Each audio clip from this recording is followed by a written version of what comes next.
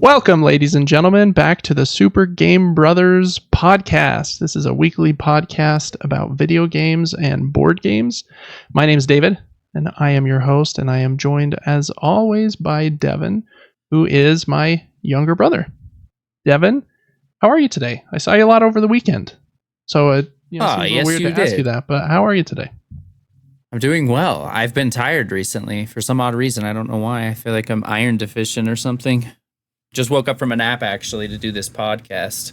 It's a weird feeling, but I have a little bit of caffeine, and I'm thriving. So nice. Yeah, doing well. Overall happy. So good. So right from staring at a screen for, 6-7 hours today to a nap to right back in front of the screen.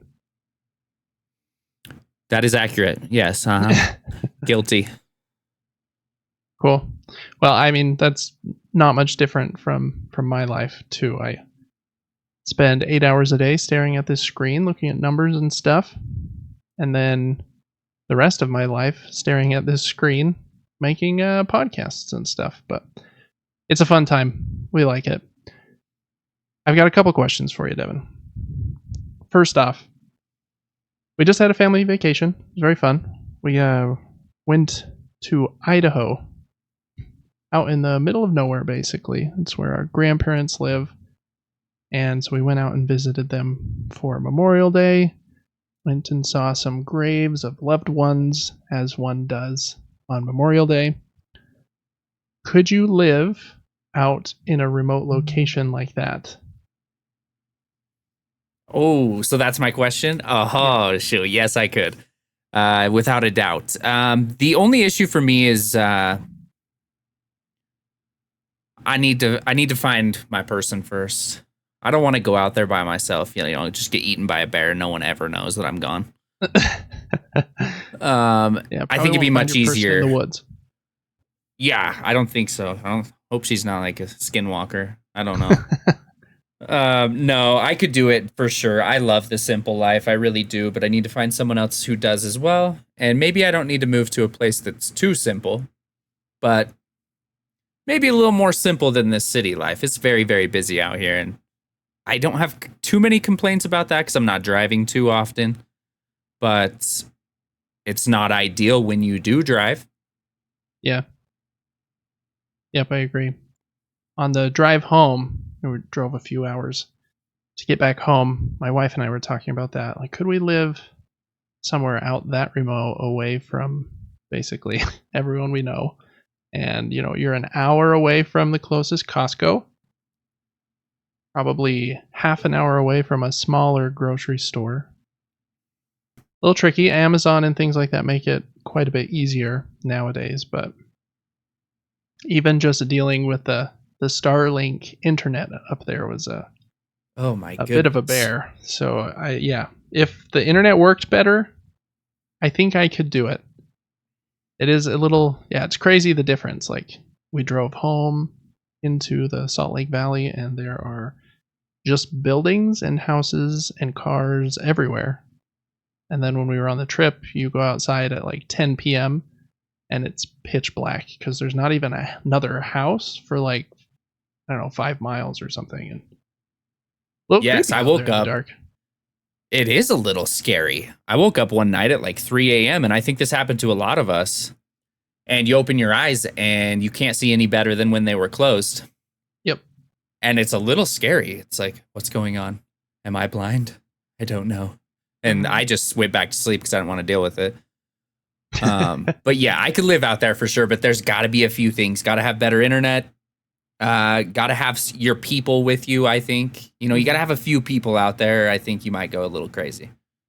Yeah, I think so too. You might go a little Jack Nicholson on that if you're too alone, I think. Yeah.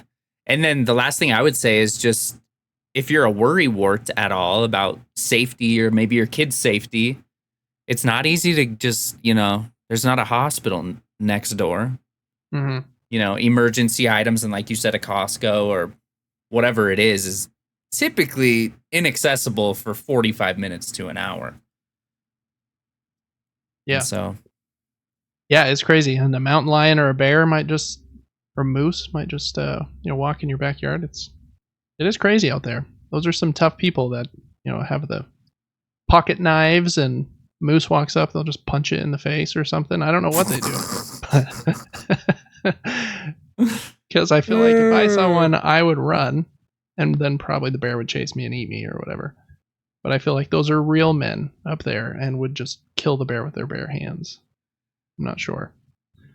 But yeah, it's a weird place. I really love it. I think I could live up there, but the internet would be the thing. I need it to be a little faster. You don't like buffering in a YouTube video? No, nope. Don't love that. Me neither. Yeah, a little buffering from time to time, I'll get over it, but always buffering and know whatever you're trying to watch, that's no fun. I have a question. Sure, what's up? Do you think that Starlink or deep space satellite internet will be the main source of internet ever? Do you think we'll be able to get those communications so quick and everywhere where that will just become the thing to do? I don't know. I feel like I need to know more about science to know that, because I'm guessing the main limiting factor is the speed of light, right? Because I think that's the fastest we can send a signal is the speed of light. And so if the speed of light can travel through an Xfinity cable and it only has to go 50 miles, is that how far away is the satellite? How many miles up is to a satellite? I don't know those basic science things that I should probably know. Me neither. Then we got another issue. Have you ever seen a picture of how much debris and garbage are in space? No, is it dirty up there? That. I mean, I don't know that most of it is garbage, but let me see. That's not a great picture, but there is a ton. There's some great pictures that you can find online about how much stuff is in space. So there's satellites and the space station, and then bits of debris and old asteroids or whatever else that are going 18,000 miles per hour. And so they're in orbit, and so they're not going to, leave orbit, or they're probably not going to slow down and hit our atmosphere and burn up. So they're just kind of floating up there. And then in the movie Gravity, if you happen to be floating slower than that, they'll just pummel through your spacesuit. Anyways, the main point, will there eventually be so much space garbage that the signals can't get through? That would be worrisome as well. But I think the distance is probably the main factor. And can you get more speed if you have more satellites up there? Because if we're capped out at speed right now, then whatever we just experienced over the weekend isn't going to cut it. So I don't know if they need to deploy 10 times as many satellites to make it work better. I'm not sure. Interesting. See, I thought space was extremely clean. But that's good to know. If you got lost up there, maybe you'd come across a floating garbage can you can make your home or something. Yeah. No, I really didn't know that. Very interesting. Yeah, you'll have to Google a picture of that. It's very interesting. There's a lot of stuff between us and the moon. And it must just be so small that the light from the moon just kind of goes around it, so we can still see the moon without little specks in front of it. But there's a lot of stuff up there. So yeah, I don't know. Starlink, it's I feel like it works better for some people because I have heard good things about it, but it was not great in that location for whatever reason. I don't know if weather affects it too, clouds. I really know very little about this thing I'm trying to have a conversation about. Yeah, but I'm completely lost. Yeah, I was going to say, just kind of following up on your comment on how dark it was when you woke up in the middle of the night. I also did that.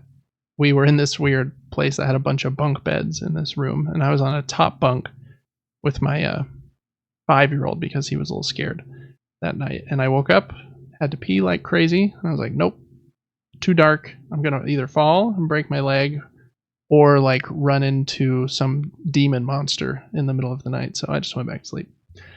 Which would you rather? I'd probably rather fall and break my leg than experience a demon monster. Devin would rather see the monster. He's like all ready for that. I want to get scared in life, kind of, but then I don't think I would love it in the scenario. Oh, I don't know. Yeah, that's a good question. I'm in a bit of a weird circumstance where if I broke my leg, as long as it wasn't life-threatening and I wasn't going to lose too much blood, I've already hit my out-of-pocket maximum for all of the health insurance buffs listening out there, so I could get my hospital stay and everything for free. So there would be no financial incentive for me to face this demon, is what I'm saying. Oh, yeah. Yeah, I don't know. I don't know how insurance works. I'm sorry. That's okay. Yeah, but it was a good time. Lots of green, lots of bugs and dirt, and kids having fun, and it is really peaceful out there, and the views are great. So it was great. We played some good games. We'll talk about those later. The other thing I was going to ask you, Devin, I'm kind of running into a pickle here in my office space that you can see behind me. So I have this board game shelf behind me. It's a 5x5, so you can see those squares, right? I think they call it a Calyx shelf. Mine's technically a different brand. It's not from IKEA, but I think IKEA is the first one that made this kind of shelf. Very popular for storing board games on because the shelves can hold 4 to 6 games generally, 4 if they're really big, like on this shelf right behind me. And then if you have a shelf with a bunch of little games, you might fit 10 or 12 or something. But so it's 5x5. And if I get 5 games per shelf, what is that? Like 125? I didn't do this math beforehand in my head, but I think that might be right. That is right. Times yes. 5. I have 300 games, so I'm always in this dilemma of that's too many to fit on the shelf.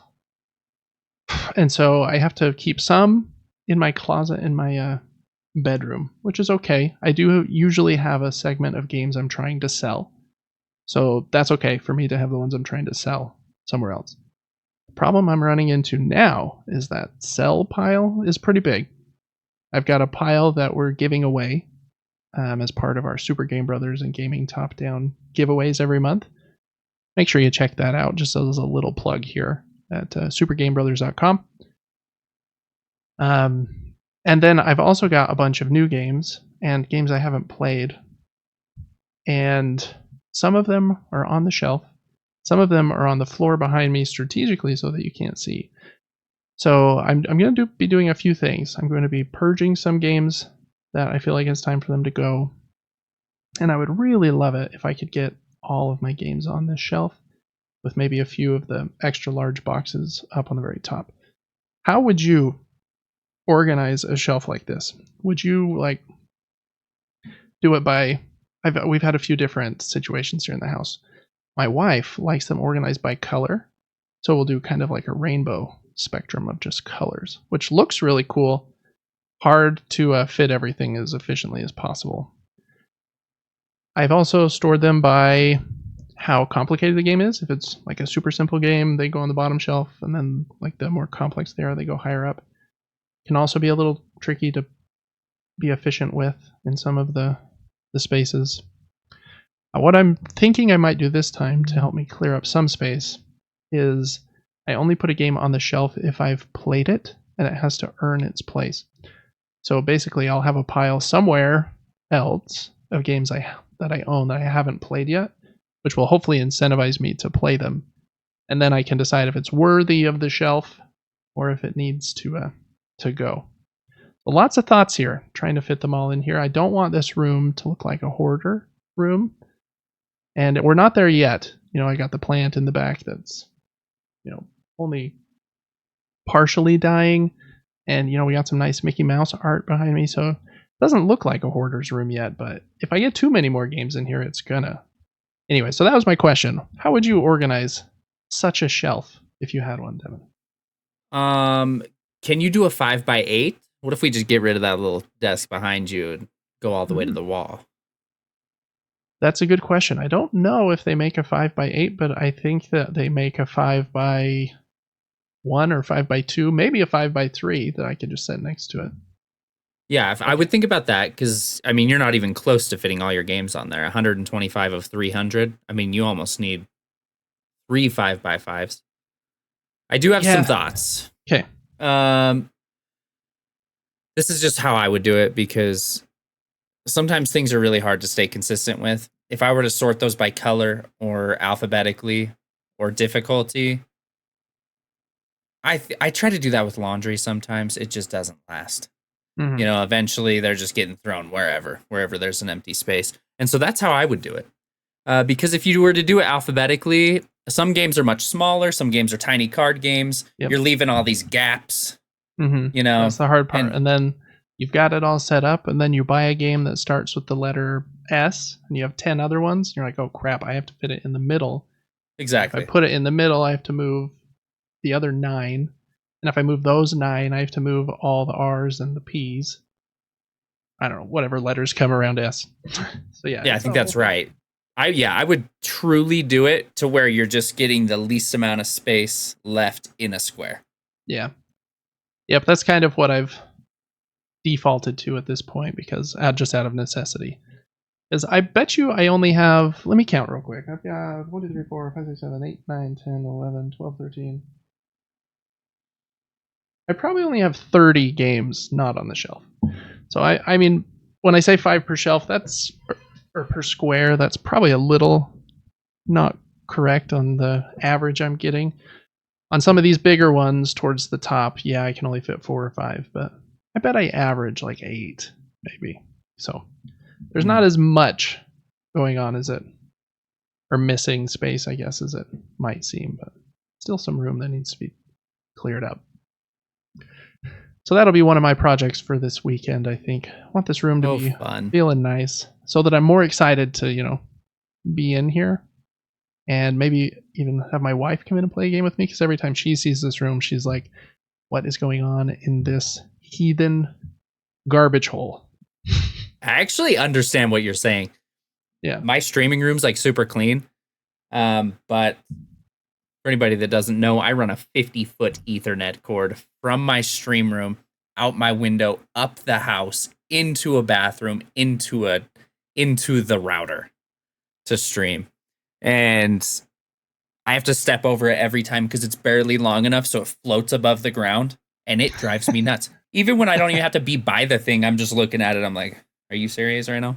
Mm-hmm. And so I understand wanting it organized. Yeah. Even when it's not in the way, like you mentioned, you just are seeing it across the closet. The amount of like uneasiness and anxiety it like fills your brain with that could like be spent on better things is crazy. So yeah, that's kind of the goal here. I want this to be a peaceful room where I peacefully destroy everyone that plays games with me in here. So exactly. You should get a diffuser as well. Oh yeah, for reals. It's a mood lighting, a diffuser, have it super clean, get a couple more plants to go with these snake plants behind me. We'll be vibing. Cool. Well, yeah, fun stuff going on in the Bailey households. This is, like I mentioned at the top, our family-friendly weekly board game and video game podcast where we talk about news in the board game industry and the video game industry and the board games and video games we've been playing lately, since we play a lot of games and we have been playing games for decades. And then we just generally have a good time. Let random tangents pop in, and yeah, really appreciate you listening and following along. Please make sure to follow us on Patreon so you can see kind of our extra videos that go up on there. A lot of them you can view totally for free just by following us on Patreon. And then we do have some other perks there if you want some bonus things. You can get the show early, get even more bonus episodes, get your name in the credits, all kinds of stuff. So check us out over on patreon.com. Like I mentioned, we have a giveaway going on right now too. So this is the month of June's giveaway is about to start, and the month of May's is about to end. So we'll be giving out the May prize shortly. Should announce the winner probably early next week, since June 1st will be, I think, Saturday, so over the weekend. That was a $25 gift card to either Steam, PlayStation Network, or Amazon, whichever you would like. This next month in June, we're doubling it. We're doing $50 gift card. Or if you would like, I do have, give me 10 seconds. Not even 10. Give me 3 seconds. I'll grab it. Share stream. I said 3 seconds. That was a little more than 3, but through the power of editing, it will only take half a second. We're giving away a copy of Orichalcum, which is a super awesome kind of race game. You're trying to build a new Atlantis because Atlantis has sunk into the ocean. And you do that by taking these tiles, kind of mapping out a new world, and there might be some monsters on the tiles. And you keep track of your points on the top of your board in these 5 notches, and the first player to have 5 points on their turn wins. So it's a race to 5 points. Very fun game. I really enjoy it. You can see it on my shelf right back here. I've had it for a while. Got another copy. So going to be giving that away. I can only ship that in America, though, just due to the cost of shipping a big box with heavy stuff inside. So if you win, we'll let you choose either of those things. If you're outside of America, we'll default to the $50 gift card. So make sure to join the giveaway, supergamebrothers.com, to do that. I'm just going to set this game down real quick. All right. I think that might be all the housekeeping. Make sure to, do all the things. Follow us on social media, like our Instagram and TikTok posts. That helps us a lot too. Share them with your friends. The whole shebang there. We always start our show with what we call the news mini nuke. This is basically just any small news items from the board game or video game industries. And so that's what we're going to start with today. And we always start with the game announcements and trailers. First up, we have a new board game that was announced by Stonemaier Games. They have an entire shelf dedicated to them behind me here with Wingspan, Tapestry, Libertalia, and Apiary on it. I also have Red Rising and a couple other of their games. One of their biggest, longest, and most popular games was called Scythe. And it probably came out 8 years ago or something. And then last year, I think, kind of Scythe's little brother came out. It's in the Scythe universe, they say, but it's a shorter game that I think tries to retain a lot of the feeling and the gameplay of Scythe, but play on a smaller board in a shorter time frame. And that was called Expeditions. That was a lot of backstory to say that Expeditions is getting a new expansion. That expansion was announced by Jamie Stegmaier, and the expansion is called Gears of Corruption. And yeah, it looks pretty cool. Has some cool new mechs in the box and some new meeples and cards. And I think the 2 major focuses that I could see, at least from this first post from Jamie, is that it adds an Automa solo mode, I believe made by the Automa Factory. They do really great solo modes for games, and I think they've done the solo mode for almost all of Stonemaier's games. And then a 6th player feature. And I think one of the other things it does is it helps, I guess Expeditions has, for people that are really into like min-maxing the points, a bit of a first player advantage, which is pretty common in board games. If you go first, you generally have some sort of advantage. But I think this expansion kind of nerfs that first player advantage a little bit. So, looks like some cool stuff. He said in the post that it will be out on Stonemaier's website on June 5th in like a standard version and what they call an ironclad version that I think is just more fancy components. And then I think it's going to be shipping throughout June, so not exactly sure when it will hit other retailers, but if you like Expeditions, I have yet to play Scythe or Expeditions, but would really like to play that at some point. So that was kind of the big game, board game announcement from the week. Next up, we got a few video game announcements. First one is No Man's Sky Adrift. This is a new mode for No Man's Sky. They've had so many expansions since that game came out. And I know this is kind of the when people point to a game that was really rough at launch and is now like super, super awesome, No Man's Sky is the one they always compare to. Because that's basically exactly what happened with them. The game was pretty bare bones and people were really upset at them for a long time. But they just kind of went quiet and slowly updated it. And I think this might be like the 20th free expansion they have released. And a lot of them have been pretty substantial, like adding like whole new mechanisms like, okay, now you can build bases. And okay, now you can buy more than one ship and you can have a freighter that can, all of your ships can like be housed inside and you can fly that freighter from one solar system to another solar system. And then introducing new land vehicles and like sandworms and all kinds of crazy stuff that they've done. So really applaud them. For this expansion called Adrift, I'm just going to read this quote from Push Square because I think that they explained it pretty well. They said, "This new update named Adrift introduces a whole new way to experience the game. It adds a new, abandoned, alternate universe in which you are the only intelligent life form. In this universe, there are no shops, no trading, no shortcuts, and no help of any kind. It's an entirely solo experience and a more hostile one than the regular game. This more dangerous version of No Man's Sky includes sandworms that are free to roam, fiend eggs spreading across planets, and other aggressive forces." End quote. So, if you like No Man's Sky, seems like a cool kind of solo survival mode added to that game. I need to really try this game again because I haven't played it since it first launched, and I fell off it pretty quick. But I know that it's just another one of those kind of lifestyle games where, kind of like Minecraft, if you play No Man's Sky, that's basically all you're going to play for 6 months. You could probably pop in and out of this one a little easier than something like Destiny maybe, but it is kind of a big giant game that's best with friends and best played over months, I think. So look for that. I would like to try it too, actually. When does Adrift come out? Did you say? I think it's out right now.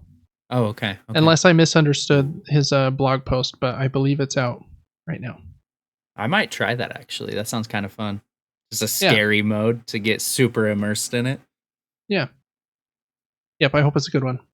All right, next up, Skull and Bones is Ubisoft's kind of pirate game that they spun off from the naval combat that was in Assassin's Creed Black Flag.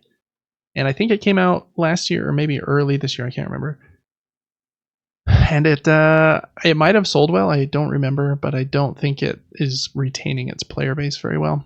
But for anyone that loves Skull and Bones still, Season 2 is now live, has a bunch of free stuff. And yeah, I don't know, just kind of like free events and new things you can join. The coolest looking thing to me was this giant shark. They called it, I think, the Megalodon on there. So if you want to play that game and be afraid of the Megalodon, because sharks are water T-Rexes and are terrifying, then be sure to do that. That's well said. Yes. Yeah, they're the worst. Let's see. Another little point about Skull and Bones. When you're listening to this, it will be May 31st on Patreon, or June, what is that, 3rd, free on YouTube.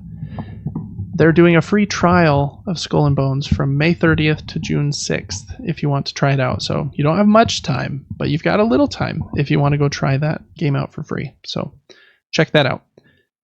All right, then we've got just a couple little announcements that I thought were interesting looking ones. The first one is called Arsene Lupin Once a Thief, and it's releasing at some point later this year.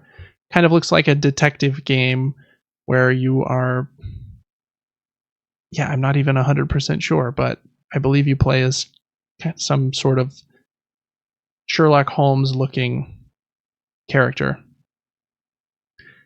So anyways, if you like that kind of game, I thought the art style of that one looked really cool, and it's supposed to be coming out later this year.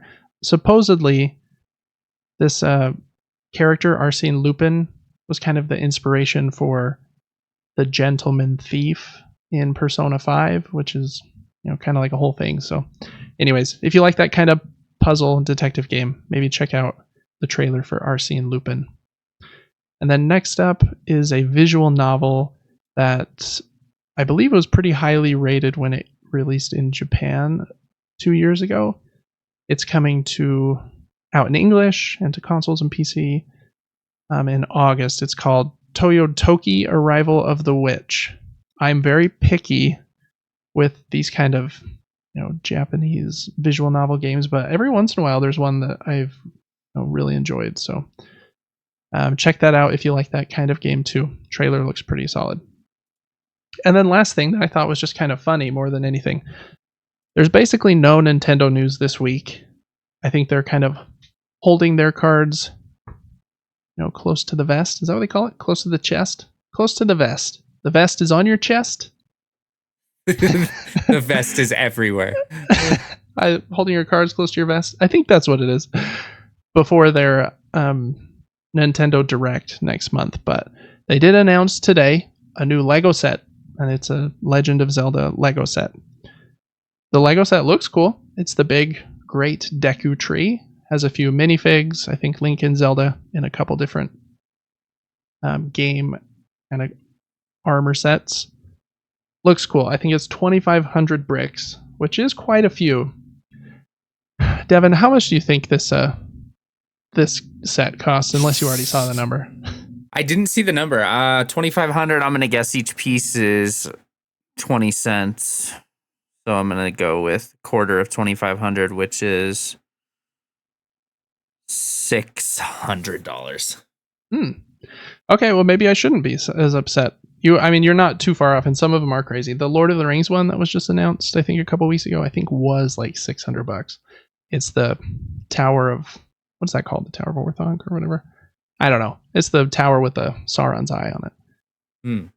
This Zelda set is $300, but coming from the Mario sets that were generally like $50, quite a bit smaller, but $50, and then you can get like little add-ons for 20 or 30. Just seemed expensive because my kids love Zelda right now, and I was like, oh, this will be really cool, but I don't think I can buy them a $300 Lego set. It's a lot of money. It's crazy what they're able to charge for these things.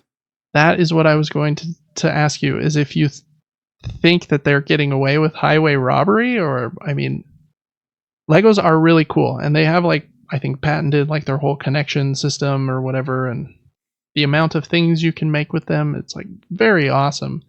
And as someone who lived in Denmark for a couple of years, Danish, founded company, I think they're very cool.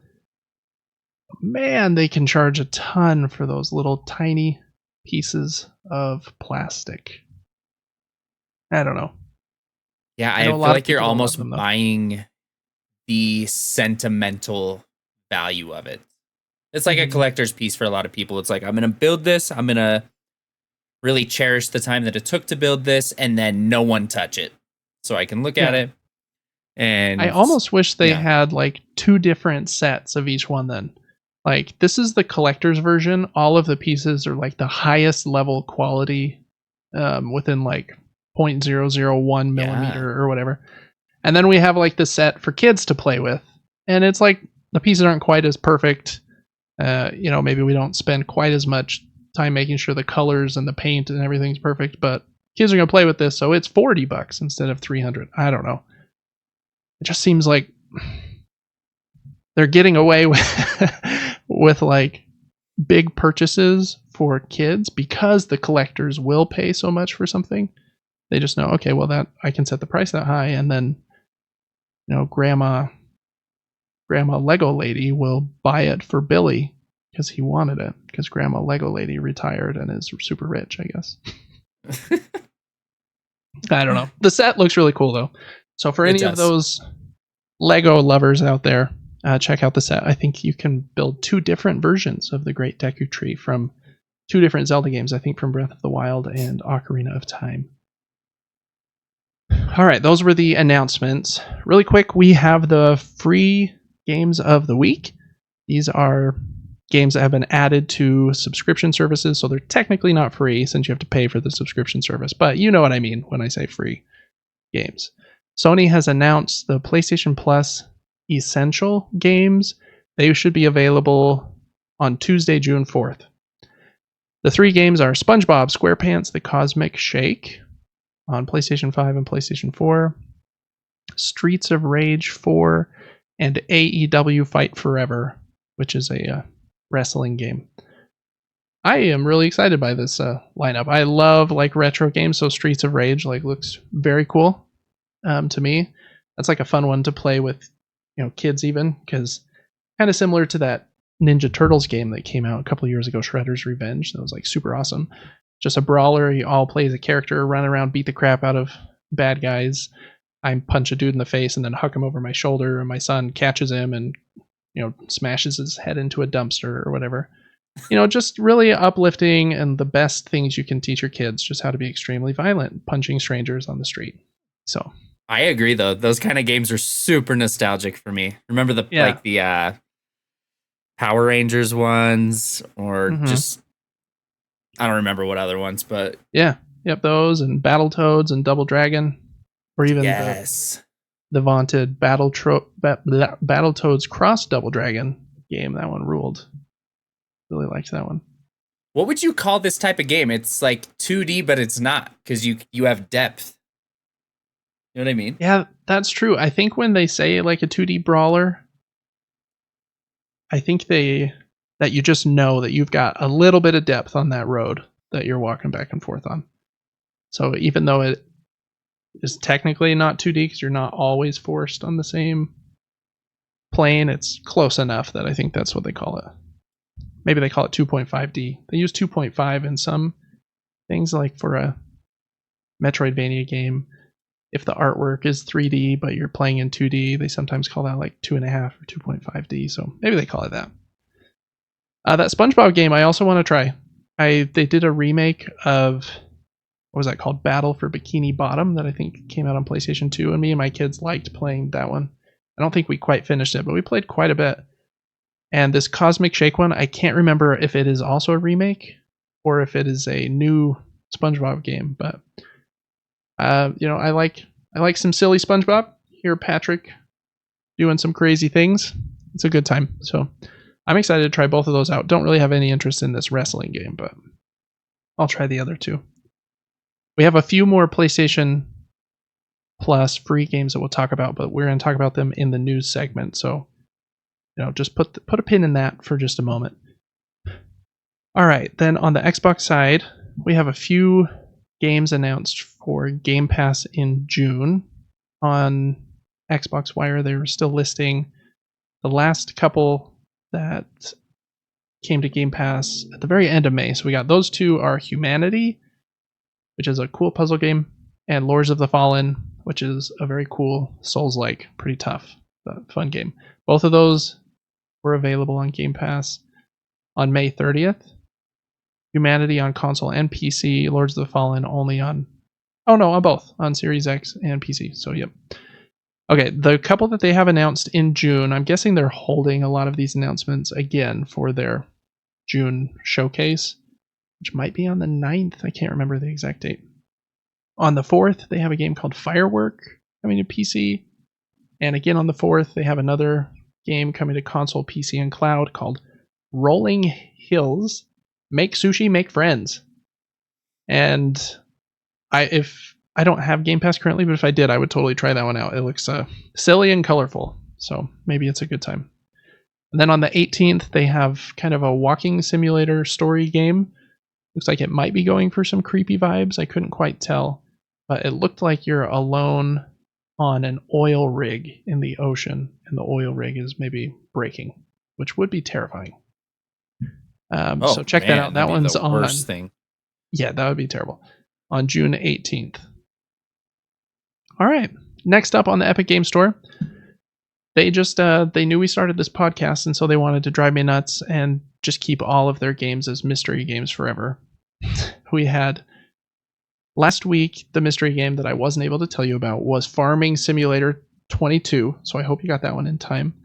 This next one that should be available tomorrow morning from when we're recording still says mystery game, but it might have leaked. There are some rumors online that it might be Chivalry 2, which is a first-person like sword fighting game from like medieval times. Doesn't really look like something I'd be interested in, but it's got an 82 on OpenCritic, and IGN gave it a 9. And so I'm like, okay, well, maybe I'll try it. I don't know, but maybe that isn't what it's going to be at all. But that's the rumor at this point. So look for that. Again, every Thursday they have a free game on the Epic Game Store. So add those to your library. Okay, and then Amazon has announced the free games for Prime Gaming. If you have Amazon Prime, just add these to your Amazon library. Some of them require you to redeem a code elsewhere, and we'll talk about that in a sec. But free games, I recommend adding them to your library at least. The big one is Star Wars Battlefront 2. This is the classic version from 2005, not the new one from DICE. So, but I think that is the most well-loved of all of them. So, I really liked that game growing up. Really good time.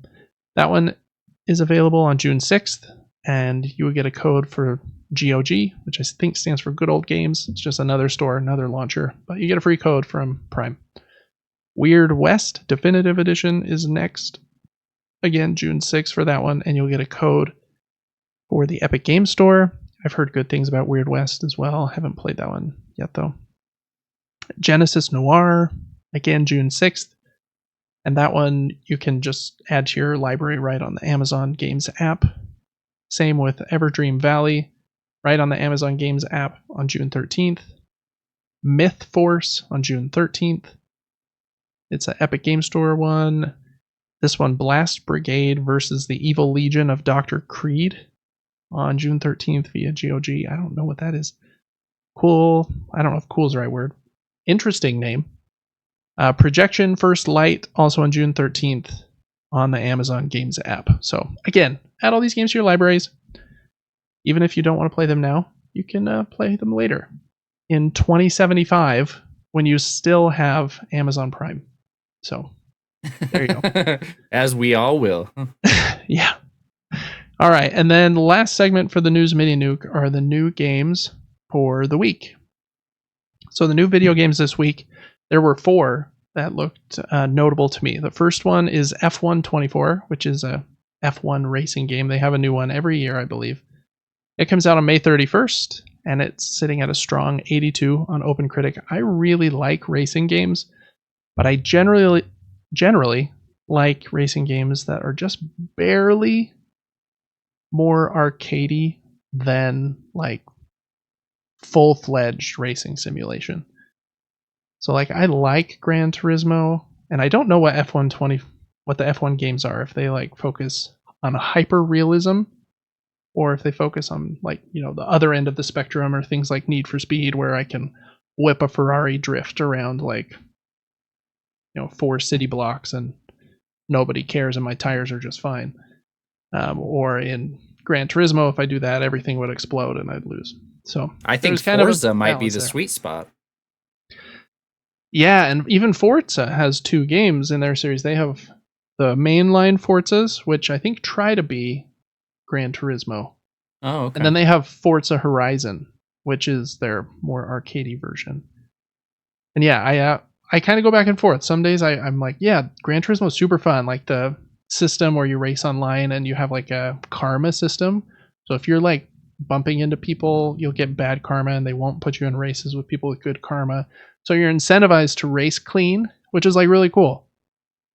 But it takes like another level of like focus and dedication to learn like how those strict like handling and braking mechanics work, and like tire overheating and stuff. And I feel like if you like those games, you really have to be playing them with a racing wheel. And then you probably need like a whole room for that wheel and the 4 screens you're going to have in front of the wheel. So I think they're really cool. But I think my favorite racing games were Drive Club was one of my very favorite ones. That was just a little bit more arcade than something like that. You didn't have to worry about my tires popping or whatever, but still tried to have realistic handling. And Project Gotham Racing, which was also really, really cool. They haven't made that in a long time, but really liked Project Gotham Racing.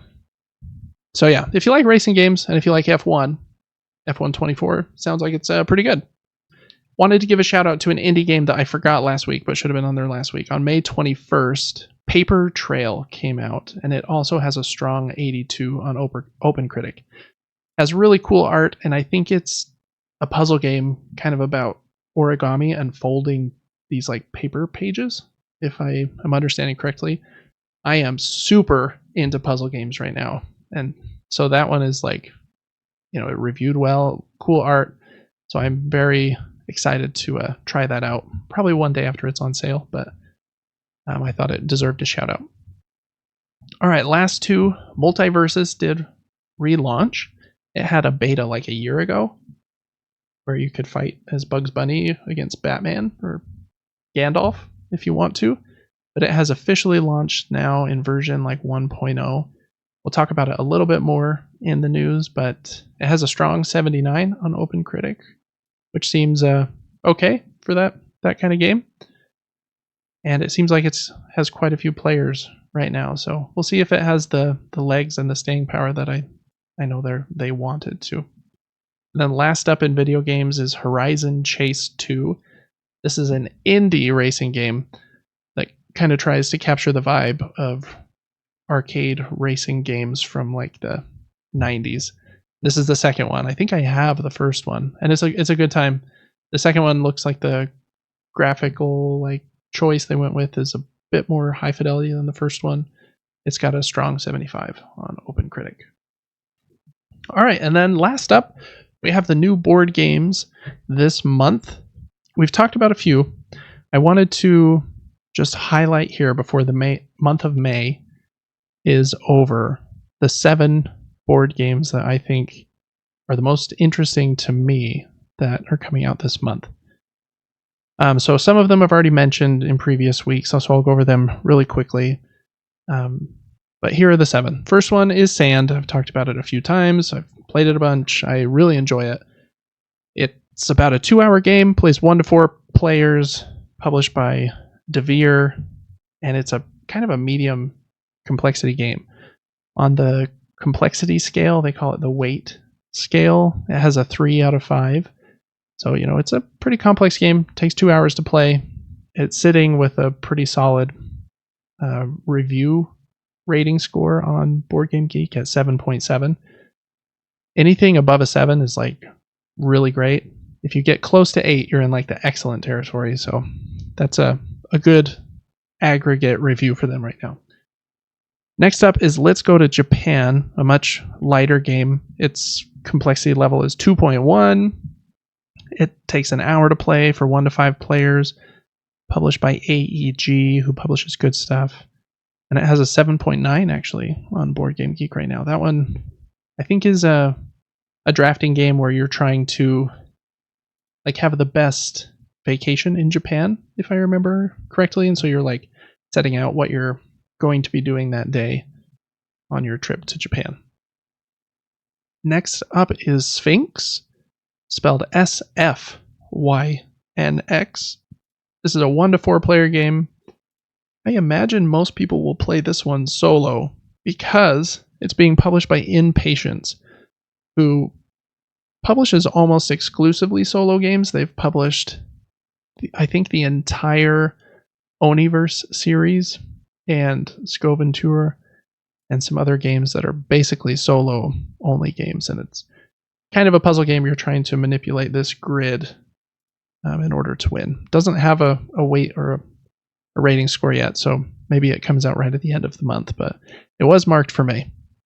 Next up is a big one that I think has delivered to Kickstarter backers, but is out on the company's website, and I don't know if it's coming to retail or if you have to buy it through them, but the publisher is called Bellows Intent, and the game is called An Age Contrived. It takes 2 hours to play for 1 to 5 players, and you play on this big board. You play as like this animal god, and kind of the coolest part about this game is your player board has these little like square domino tiles that go inside of it, and then you like pull back on this mechanism with a spring in it, and the pieces like slide down and then launch forward. And so you have to program a little bit like, okay, if I put these here on next turn, I'll get to slide them to the right. And then I get to choose one of these spots to activate. And by pulling back on this spring thing, when I pull that, it launches those actions forward and I get to do those actions. So a bit of a puzzle trying to figure out that, but it looks really cool on the table. I don't know if the gameplay would sit like as well with me as I want it to. It's like route building and area majority out on the board, but that player board is very crazy. I think it's even metal with some magnets in it maybe, but also a pretty heavy game. 3.45 on the heaviness scale. It's got a 7.3 currently. So if you missed that Kickstarter campaign and wanted to check that game out, I think it is available on Bellows Intense website. Next up, shout out to Bitewing Games. They are also in Utah. This is Cascadero. It's a game that was designed by the good Dr. Reiner Knizia, whose name I'm going to try and say every episode of this podcast so that Devin eventually knows who he is. Knizia. Knizia, yep. It's a 2 to 4 player tile laying game. Plays in about an hour. 2.25 on the complexity scale, so not bad. And it's got a 7.5. I think it's kind of in the vein of Through the Desert and Reiner Knizia's other tile laying games. A couple small card games to round up the list. Courtesans and Far Away, both from Pandasaurus Games. Courtesans plays 2 to 5 players in 30 minutes. It's a set collection game with a little bit of take that, it looks like, which I don't usually like. But the way the cards looks really cool. So I'm interested, even though it has a little bit of take that. It's a pretty simple game, 1.6 on the weight scale, has a 7.4 currently. And then Far Away has been very, very popular. At least on online forums, so I think it's getting a bit of buzz. 2 to 6 players, 30 minutes. This is one where you play cards out in front of you, and then you score them at the end of the game in reverse order, so backwards. So you have to plan out how you're putting those cards in front of you. 1.8 on the weight scale and 7.6 on BGG. So yeah, those are the games for the month of May that I thought were, notable ones that I've been thinking about maybe getting, and I already got Sand, so I put my money where my mouth was there. So that is that's the news mini nuke. What's your pick of the week, Devin, for the video games or board games that we talked about in the news mini nuke? Multiverses seems funny to me, but only if you're going to play with friends. Paper Trail, I can also get into puzzle games. Maybe. Yeah. Maybe. Not as much as you. Sand seems cool. That new game you've played multiple times now. And I was looking at the Let's Go to Japan one, and the art style looks hilarious. It looks like it could be. Yeah, it does have really cool art. Really cool art. That was 4 answers, but there you go. No, I love it. I brought Sand on our family vacation. But that's not a good one to bring to like a family outing, But I was thinking if there was ever a time when it was just me and you and maybe like one of our other siblings or cousins that really likes games, we could play something like that. But that opportunity did not present itself with mom and dad wanting to play games and stuff. All right, next segment of the show, we talk about what we've been playing. We've been playing quite a bit. So Devin, let's start with video games this week. And I'm going to start with you again because I've been talking a whole bunch, and you can take it whatever direction you would like. Yeah, the video games I've been playing, let's see. We just finished playing Skyrim. Fantastic game, funny game, has a million issues, as I've found from Bethesda games. I've got a question about Skyrim when you're done talking about it. Yeah, we are done with that game now, but the last day we played it, we decided to add a couple mods, so we had a lightsaber. And there was some mod that said it was going to turn the dragons into Charizard, but they got lazy, and instead of the dragons looking like Charizard, the dragons were just the color of Charizard. And so that was silly.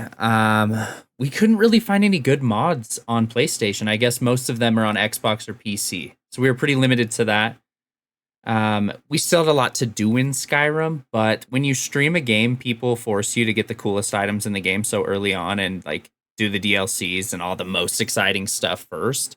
And so we were left with like, go get a carrot for Esther. And I was like, I don't want to do these. I don't want to do these missions. I don't want to get a carrot for Esther today. And so we moved on from that game.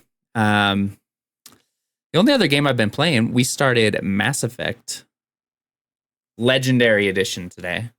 I think from what people were saying, it has had a remaster. The game actually felt really good and smooth.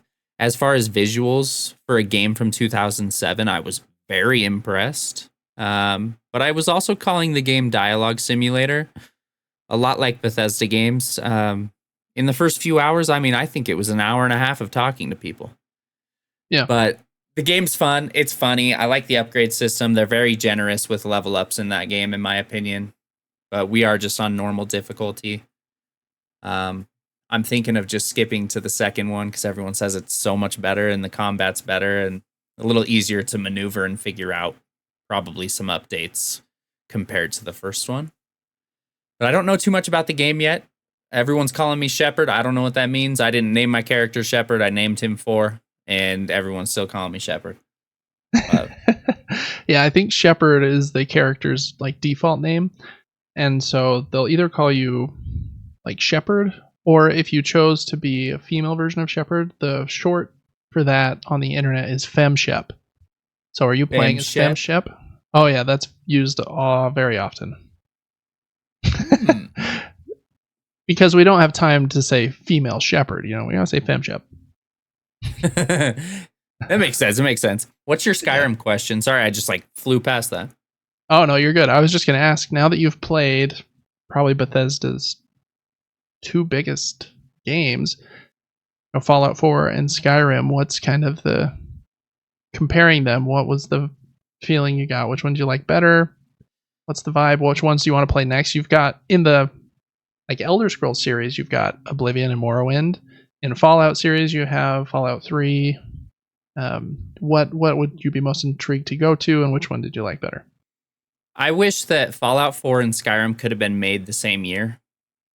Yeah. So that I could really compare them side by side, because Skyrim had a beautiful upgrade system and a few things that Fallout didn't have.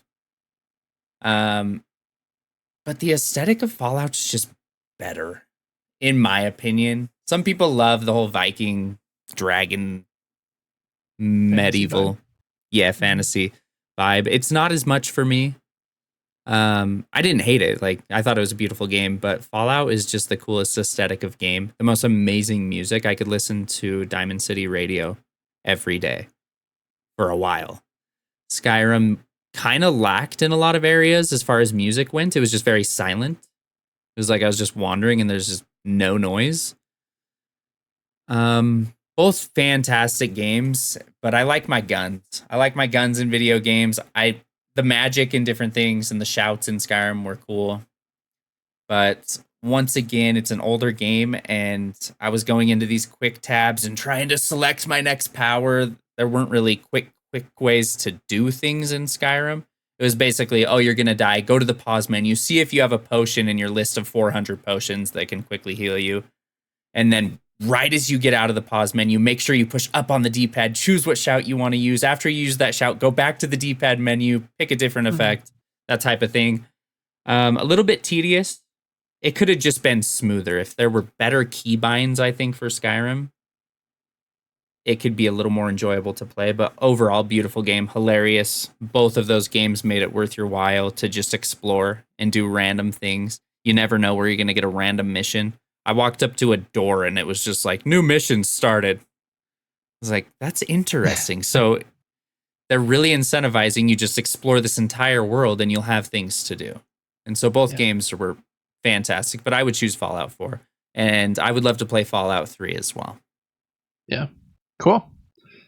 Good to know. Yeah, that Fallout vibe, I feel like, is a little more unique, right? Even though there's a lot of post-apocalyptic games, there's not a lot that are exactly Fallout that focuses on the vaults and focuses on really hard, we're going to stick with this 50s or 60s vibe.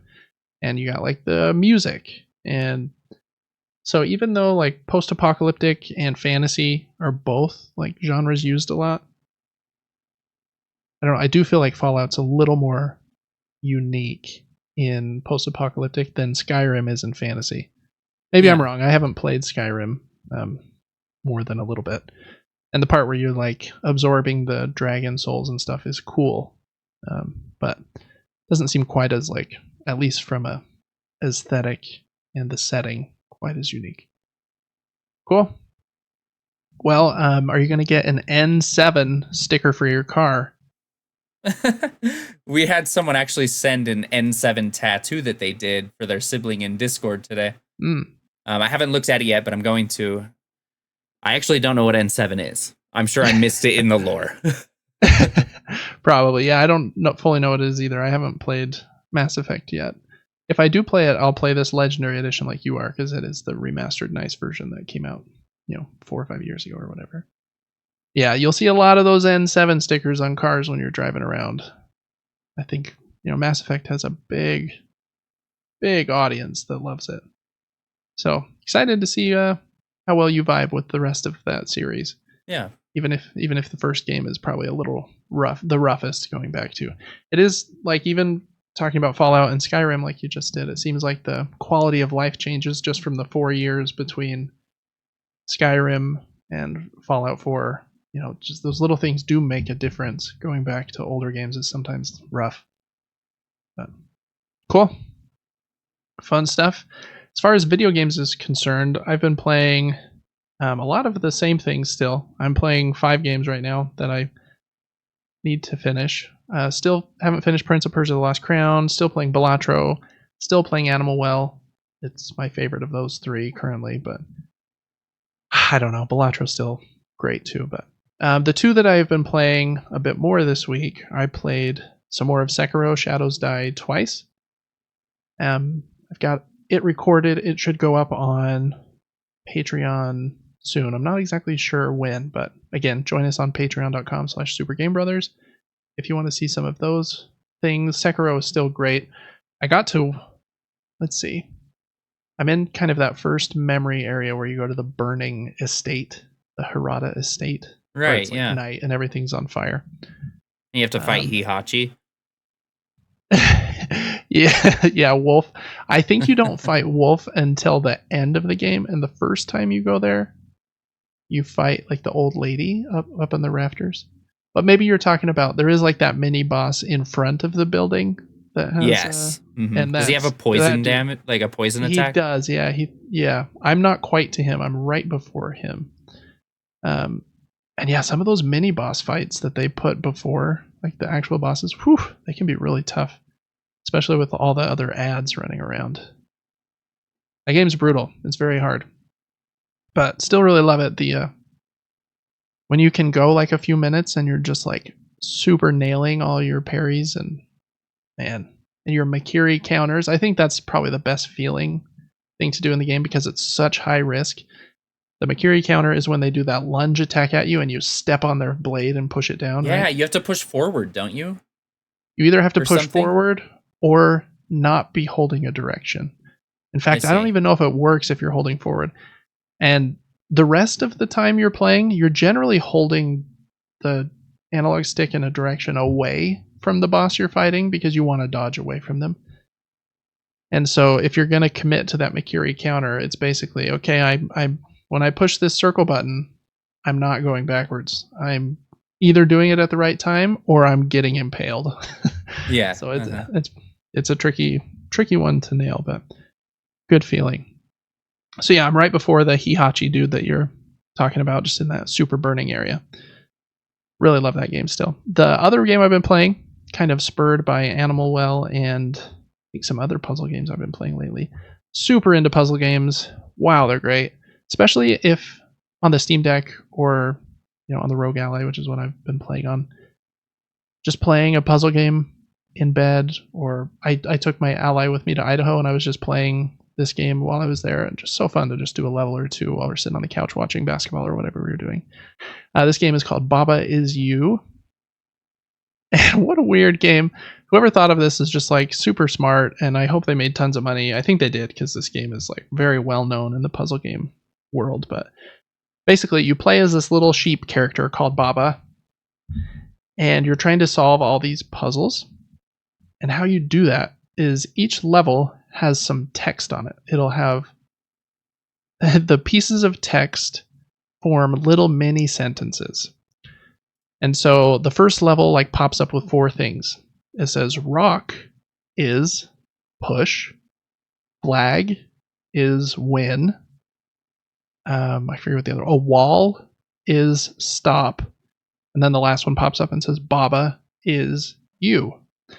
And the crux of this game is anytime you can move that sheep, like up, down, left, right. Anytime you can move and get to those sentences, you can move those words around.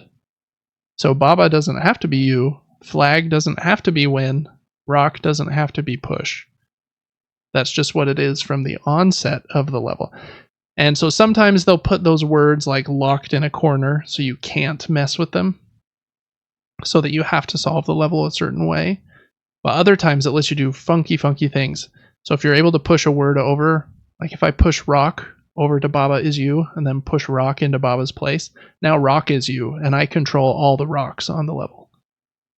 Or you can do like the craziest things. There's this one level where there's this like river of lava separating you from the flag, and you can't change like the flag logic.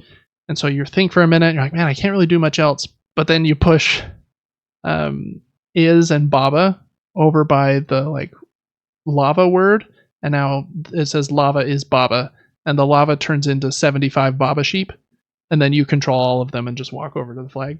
And so it's all about breaking these sentences. And I do think that there are, in a lot of cases, multiple ways to beat each level. So it makes you feel smart. Again, I love puzzle games that make you feel smart. And man, the game rules. It's so good. I think it's $15 if you buy it full price. It's on Switch and Steam. I think those might be the only 2 places. I have been playing it on Steam. It was on sale for 30% off, so I got it for like $10. And it's amazing. There are dozens and dozens of levels. As another plug for our Patreon, this was our Patreon exclusive Super Game Brothers Advance episode this week, was me playing Baba Is You. I played it for 2 hours. Probably played like, I don't know, 25, 30 levels. Most of them I did okay on. A couple I got really stuck. But we made quite a bit of progress, and man, that game rules. It is so good. If you like puzzle games, it's amazing. So big props and shout out to Baba Is You. Just everyone needs to play that game.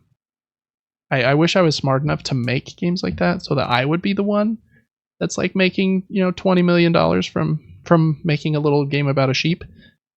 But alas, here I am just being the consumer playing Baba Is You.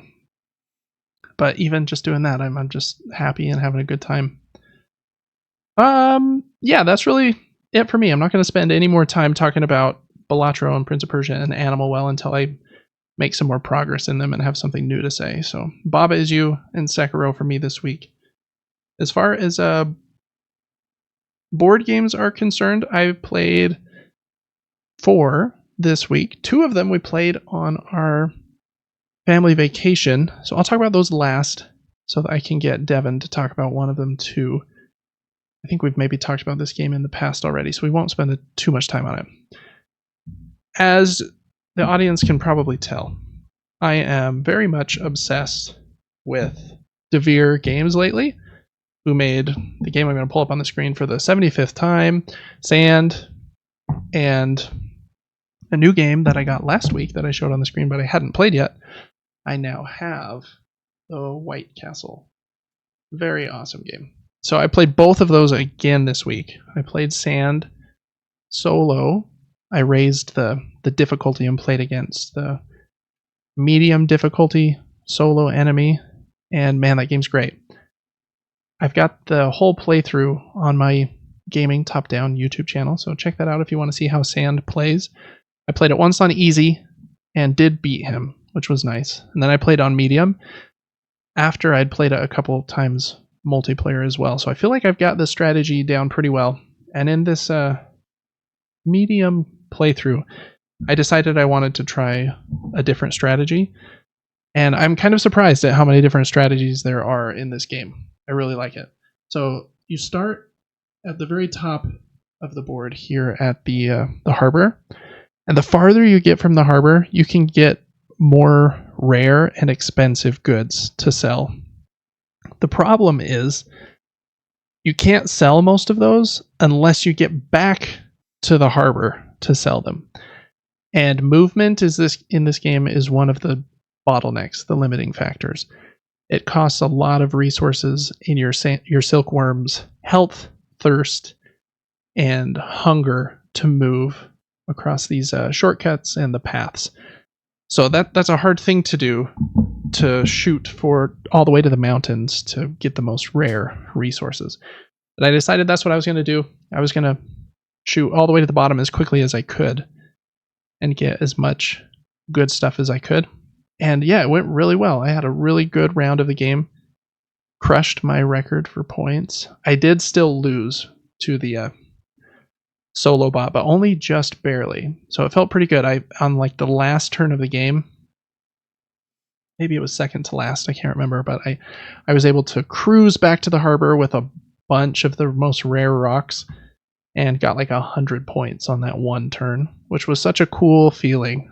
If I on the opposite side of that coin, if I hadn't been able to pull it off, it would have been really disheartening. If the game ended and I was like one space away and only scored 12 points because I wasn't able to finish that. So you have to be careful. Make sure that you know how many movement spaces you can afford to go. But Sand is really great. My favorite pick up and deliver game I've ever played. I think it's wonderful. So played that one. Also played the White Castle, like I mentioned. It's a simpler and shorter game than Sand. And in this game, you are trying to be the Japanese clan to gain the most influence in this White Castle. And you do that by taking 9 turns. You only get 9 turns the entire game. And so this game is all about having turns that combo, so that by doing this one action, it lets me, I do that and I get to place one of my samurai over here in the training grounds. And by doing that, I placed a die of the right color maybe, so I get to then combo that into an action over here where I get to put one of my dudes in the castle, and then I get to combo that into a move where I get to put one of my gardeners over here on the river. Super awesome game. I love when games take like an easy turn structure. All you do on your turn is take one die. You take them from one of these 3 bridges, and you can only take the lowest die or the highest. So you have 6 dice out of all the dice that are on the board to choose from that you can take for your turn. Take that one die, place it somewhere, and then do whatever that spot says, and that's your whole turn.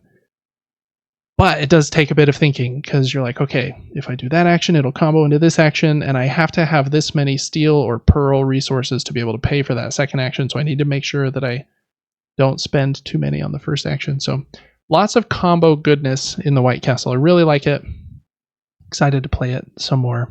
So Devere, man, just firing on all cylinders lately, and it's really gotten me wanting to play Bamboo again, which I have behind me on the shelf, and it's been a little bit since I played that. So I just might go full Devere and just have a Devere shelf. We'll see. The other 2 games we played on our trip. Devin only played one of them because the other night he like zonked on the couch or something. I can't remember, but I fell asleep with my shoes on. Nice. Yeah, that's a rare occurrence. The shoe sleep. Oh yeah. Were your feet hot? I didn't notice. That's funny. But the first game we played the first night is a party game. We played it with a big group of probably 10 or 12 of us, and this game's good for that. You can play with up to 6 teams, and so we just had people play in teams, which is a good time. It's called Half Truth, and I think we've talked about it on the show before, so I won't spend too much time, but it's a trivia game where you don't have to be smart or good at trivia to win. On each turn, there will be a card that comes out. I forgot this upside down. A card will come out, and the card has some question on the top, like movie that's over 3 hours long, or some question. And it has 6 answers to that question beneath it. 3 of them are true, 3 of them are false. And you're trying to place or choose the ones that are true and you only have to play one chip down, and you'll get all the points for the round, or you can double or triple down if you really think you know them to get some extra points. It's a fun time. Really like it for a party game. There's like 500 cards in the game. I've played it multiple times and still haven't opened the second box of cards yet, and there are 5 boxes of cards. So I really think this game could last you like dozens and dozens of plays, even if you had a photographic memory and memorized every card you saw. So lots of value there for sure. And the pieces are really nice. They're big, chunky poker chips. So I think it's a very solid party game. Devin, you've played it a couple times now. We played it at a different family event a few months ago. What do you think about Half Truth? Just in a brief here. I think it's funny. We talked about it being risk management, basically. Yeah. Because you're not going to know most of the answers. You might know one thing on a card, or you might know nothing on a card. Mm-hmm. And so you're just guessing. It's funny to play in teams. I don't know if it'd be better in solos or teams. Maybe teams, because then you'd have 2 brains trying to guess the answers, but that can also complicate things because when you're guessing, you think your guessing ability is better than your partner's guessing ability, and then you're both wrong. But no, it's funny. Honestly, brings people together. It's fun to play the game in different ways, go all in, and just hope for the best to try to get some points. Yep, I agree. I think it's a fun time. You know, it's not an amazing game, but for a party game, it's one of my favorites just because it's simple to teach. Some of my other favorite party games are like Decrypto, which is really cool, but man, it's a little tricky to teach. You have to have 2 different teams, and each team is trying to solve a code that like part of their team is giving them, while the other team is trying to like eavesdrop on the code and figure it out. And so they have to give clues, but make sure the clues only make sense to their team and not the other team. Very cool game that I think is like a more awesome or cool game, but it's so much trickier to teach that Half Truth just makes it to the table way more often, even though I don't like it as much, just because the ease of teaching it like is a big deal in party games for me. Right. Yeah. And I love teaching games. Like, teaching games is basically what I do. Every time I play a game, I'm teaching either my wife or Devin or, you know, any of my neighbors or whatever how to play basically every play. I don't think I've played a game except for the 2 times I've been to this other game group where they are all like very hardcore gamers. They have taught me the game in that scenario, which is actually really nice to just be the sitter and not the talker. But it's a different level of pressure because then you're like, oh man, I need to listen. And if I don't understand this right, I'm going to look like an idiot in front of all these people that have played this game 1,000 times. Anyway, so Half Truth is cool because of that. It comes out really easy. And everyone that I've played it with, I think my family members are like, "Whoa, this is the best, coolest party game I've ever seen," because they don't see a lot of, you know, unique party games. But anyways, that's Half Truth. It's a good time. The other game I played, which I just still love every time more and more each time I play it, is called Cat in the Box. It's a little card game, comes in a little box, and it's a trick-taking game. So similar to something like Hearts or Pinochle, or there are hundreds and hundreds of trick-taking games. One of the most popular, more recent ones is called Skull King. So if you've played Skull King or Hearts or Pinochle, something like that, you know the idea. Each round has a bunch of tricks. A trick, everyone will play a card. You have to follow the suit of the lead card. Whoever plays the highest value card of the lead suit wins the trick. Unless someone plays the trump suit, then the trump always beats the other suits. Anyways, the crux of this game is that every card is black and is suitless. So how do you play then a trick-taking game where suit is so important? There is this board in the middle that has 4 different colors: green, yellow, red, and blue, the 4 different suits for this game. When you play a card, you get to decide in that moment what suit it is. And so you take this little token that is unique to you, and you place it on the color that you are assigning that card for the turn.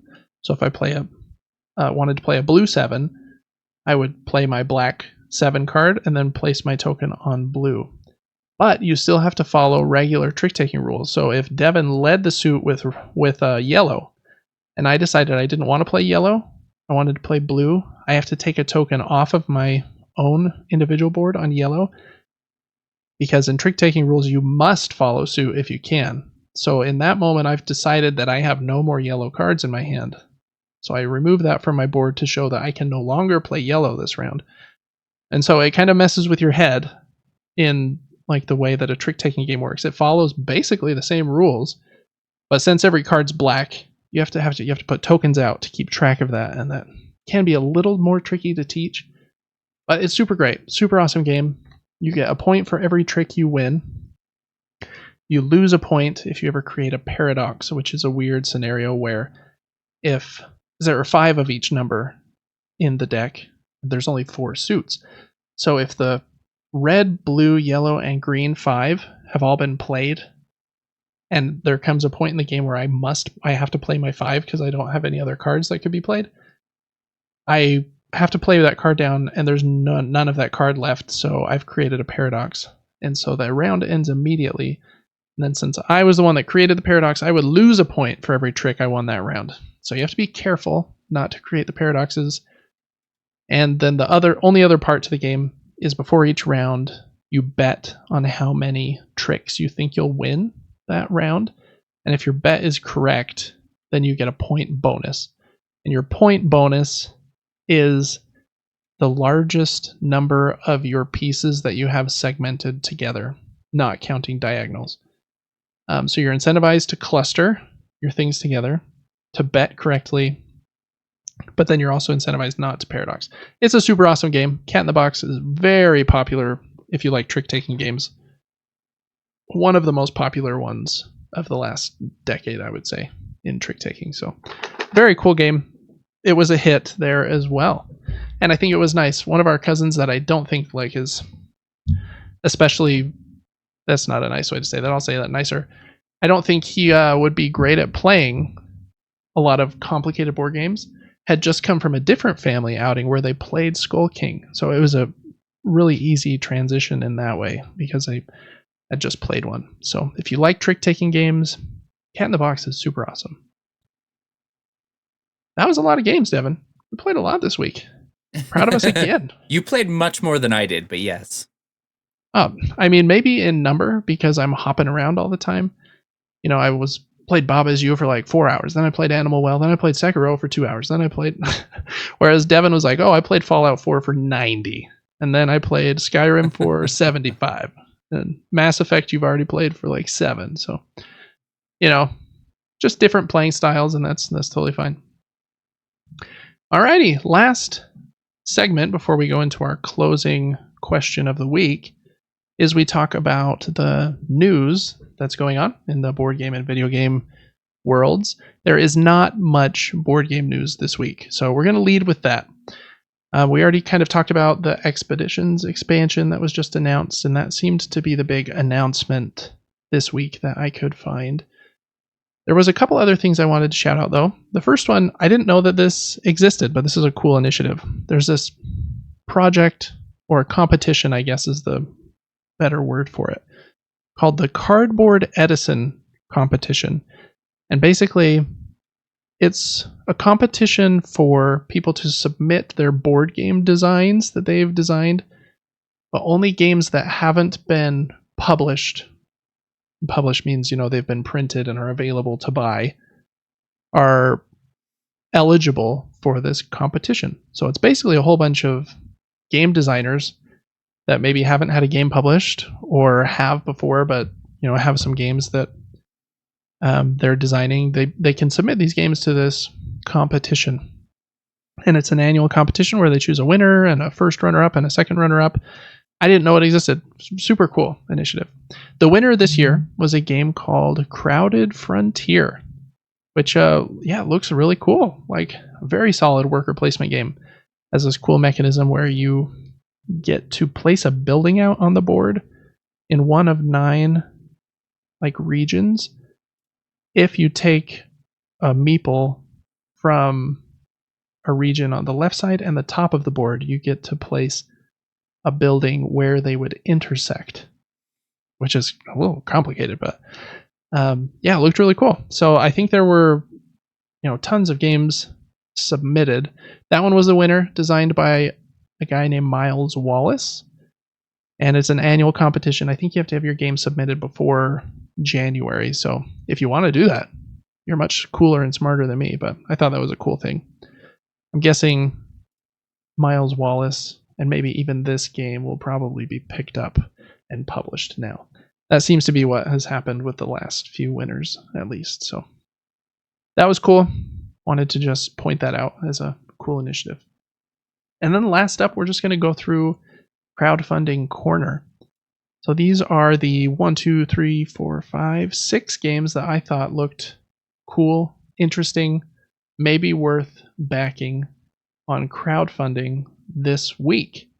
First up is, we talked about this a few months ago when it was announced, maybe a few weeks ago, I can't remember. It is the new expansion for Oath, the game that's made by Leader Games, kind of in their, it's not a sequel, but the game that came after Root for them.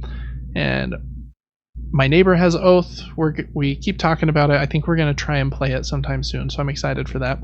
And this expansion looks cool. I love the artwork in Oath. It's a very complicated, heavy game. On the heaviness scale, it's above 4, which I can't remember if I have a single game above 4. I have a couple in like the high 3s, but I'm not sure. It's a very, very complex game with lots of moving parts, and kind of the crux of Oath is that the game remembers how you played it last time, and it kind of morphs so that if you play it with the same group of people, you kind of have your own history that you write down in this journal of what has happened throughout this land. Cool game idea. Kind of a tricky thing to pull off, and it's a tricky thing to pull off playing, even, because I need to have the same game group I can play this 3-hour game with multiple times. That's a hard thing. And that's why Root doesn't get played for me as much as I want it to, just because of, again, hard to teach. Best if you play it with the same group over and over again, and it takes a lot of time. But Oath looks super cool. Wanted to give that one a shout out. Next one, we talked about this again when it was announced, but it is on crowdfunding now. This is Terraria, the board game.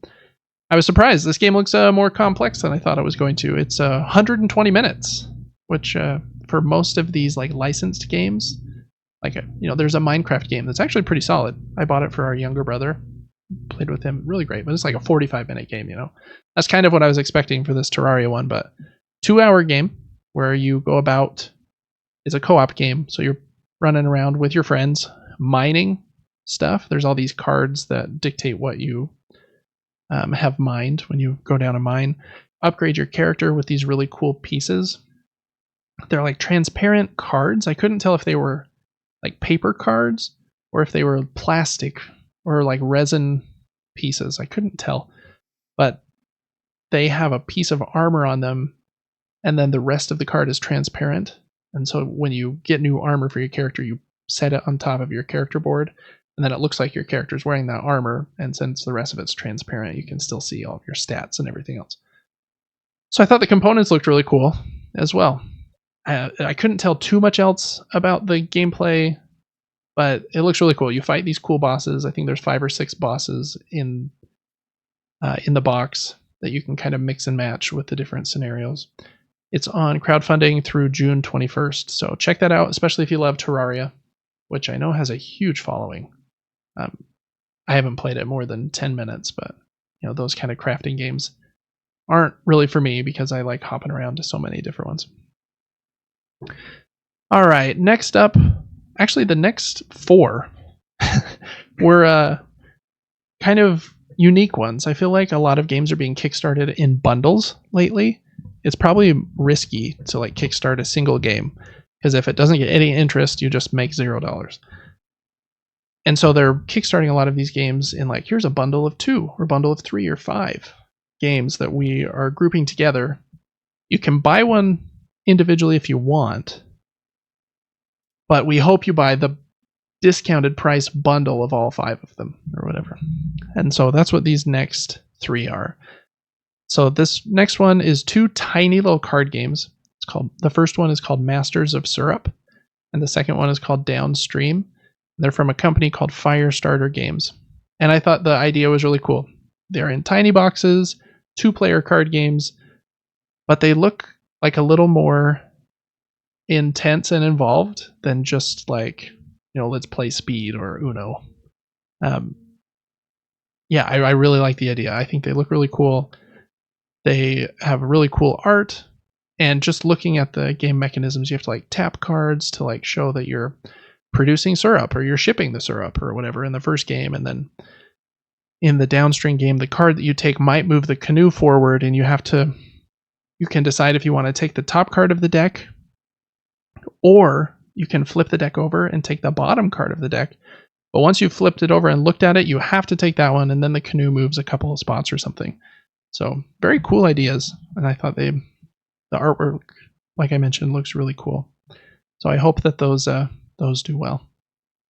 Next one, very big board game company, 25th Century Games. They're doing a 4-game bundle. They're kind of 4 card games with, boards and stuff. So they're a little bit bigger than like a tiny card game, but they're kind of 4 card games. The 4 games are Big Sur, Sand Art, Grand Central, Skyport, and Wine Cellar. And I know like the Sand Art cover has been floating around for a while with the cool different colored sand. And I know that people are pretty excited for this campaign. 20th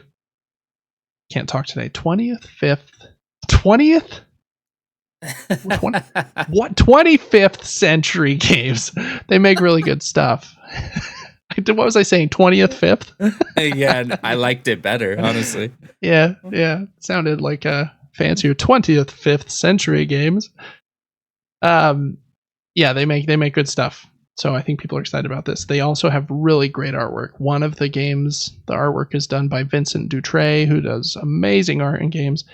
Another one of the games, the artwork is done by Andrew Bosley, who also does amazing artwork. They're 2 of like the most top tier artists in the board game world. So very aesthetically nice looking games, and I think they look good. Also pretty good pricing. 4 games for like $75, and the shipping wasn't too bad either. In today's day and age, that's a pretty good deal for games. And the Wine Cellar one especially looks very unique, like these really long cards that represent wine bottles. And then I think the longer you have them like in front of you, they like age and get more valuable. So cool ideas. Again, I don't know how solid the games are, but they look pretty good. Next collection, there's this collection called the 18 Hex Game Collection. They've done a Kickstarting campaign in the past, so this is volume 2. And their idea is really unique too. I don't know if I'm going to buy any of them, but I think it's super cool. Every game comes in a very small box. The box is shaped like a hexagon, and each box has 18 tiles in it that are the shape of hexagons, like the box.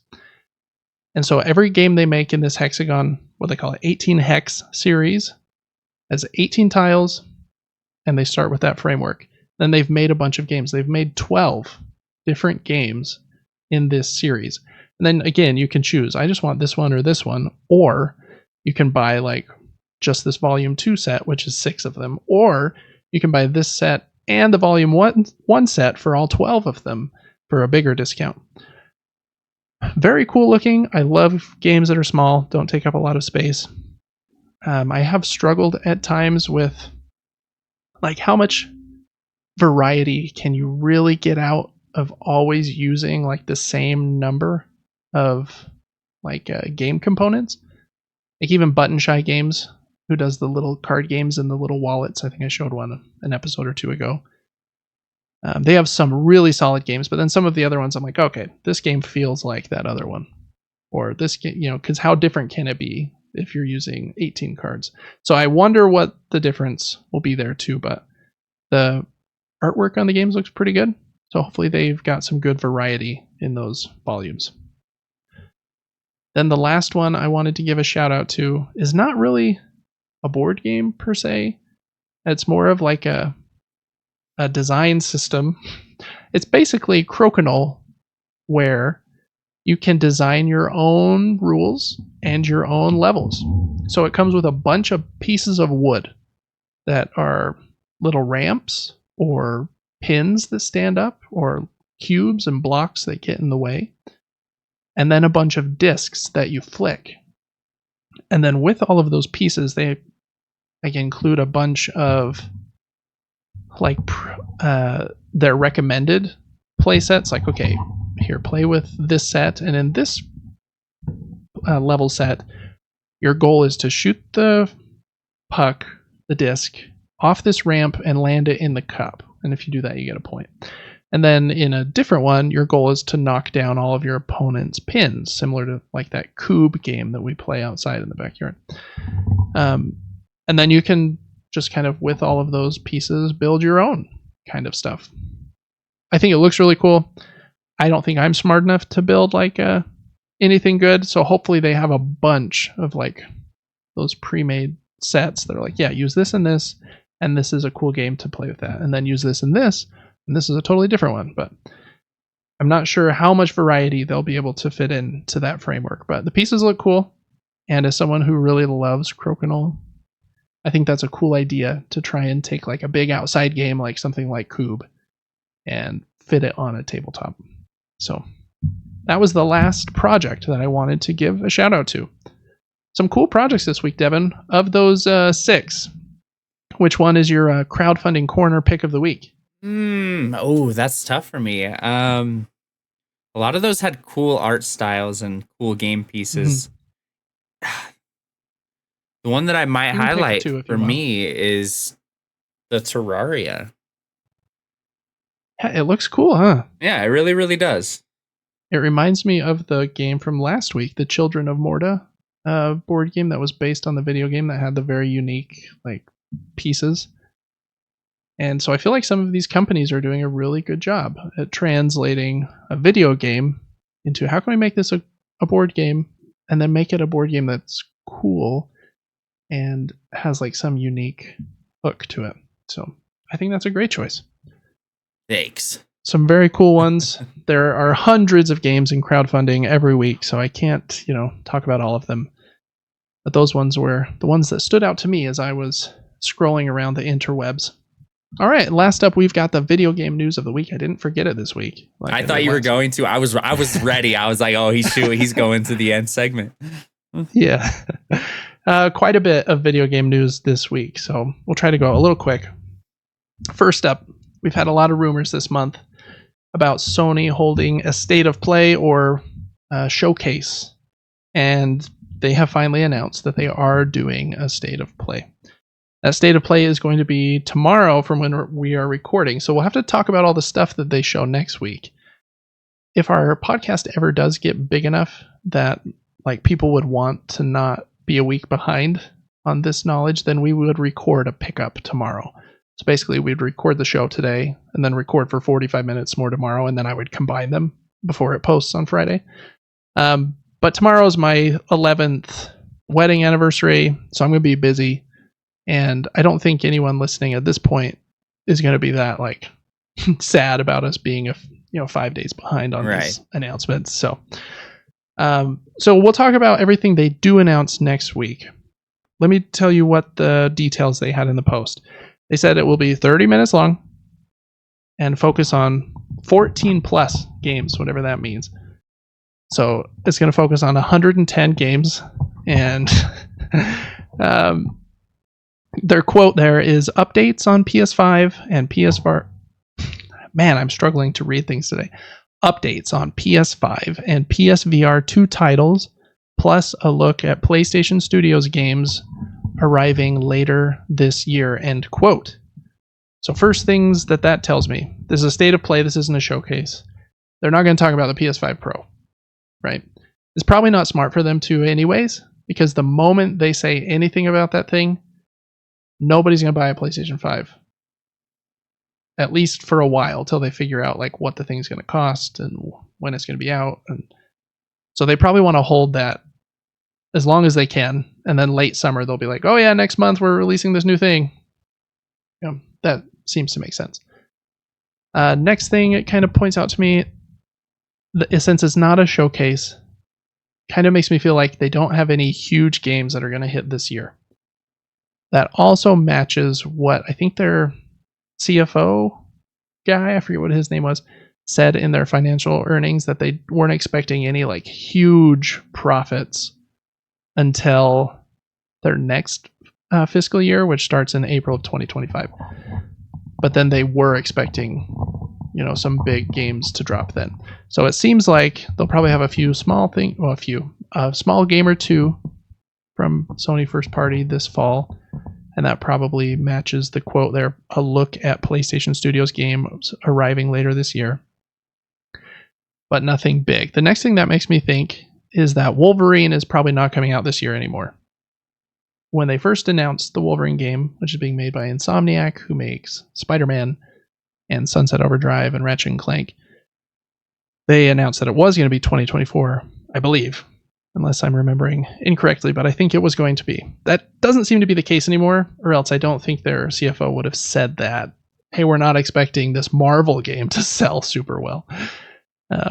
So those seems to be the three things that I learned from that little statement.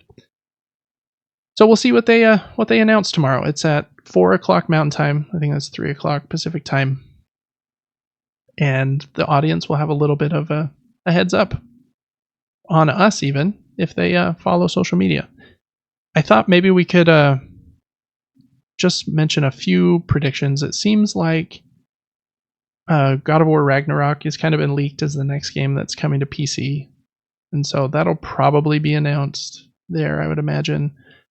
And then the next things that everyone thinks are most likely is that Sucker Punch, the team that made Ghost of Tsushima, hasn't made a game since then. That was 4 years ago that it came out. So it's probably likely that they could announce Ghost of Tsushima 2. That would be kind of a big deal, though. So if they do, I don't know that that'll come out this year. Probably be like announced with a 2025 date or something. The team that made Astrobot Rescue Mission for PlayStation VR, they also made that Astrobot, what's that called? It's that kind of demo. It's more fully fledged than a demo, but when you get a PlayStation 5, it's a thing that comes pre-installed. Astro's Playroom, I think is what it's called. Really awesome if you haven't finished that. They made that as well, and they haven't made anything since then. So it would make sense for a new Astrobot game to come out. I hope it's another rescue mission game for PlayStation VR 2, because Astrobot's Rescue Mission for the original PlayStation VR is amazing. But it does seem like Sony's kind of stepping away from PlayStation VR 2 for a few reasons that we'll talk about later. And so my guess is that game wouldn't be VR only, but we'll see.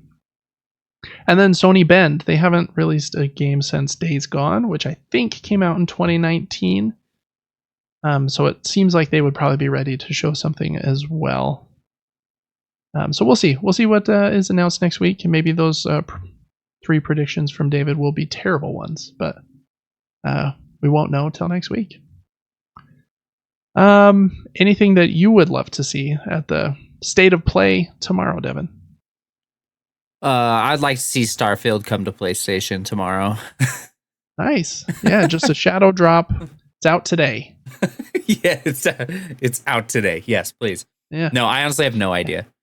You are the news expert, and I don't know too much about the news side of this. No, you're good. Yeah, I guess the one other thing that I would be incredibly happy about and would change the order in which I play everything in the near future is if Silksong was at this event. Oh, yes, please.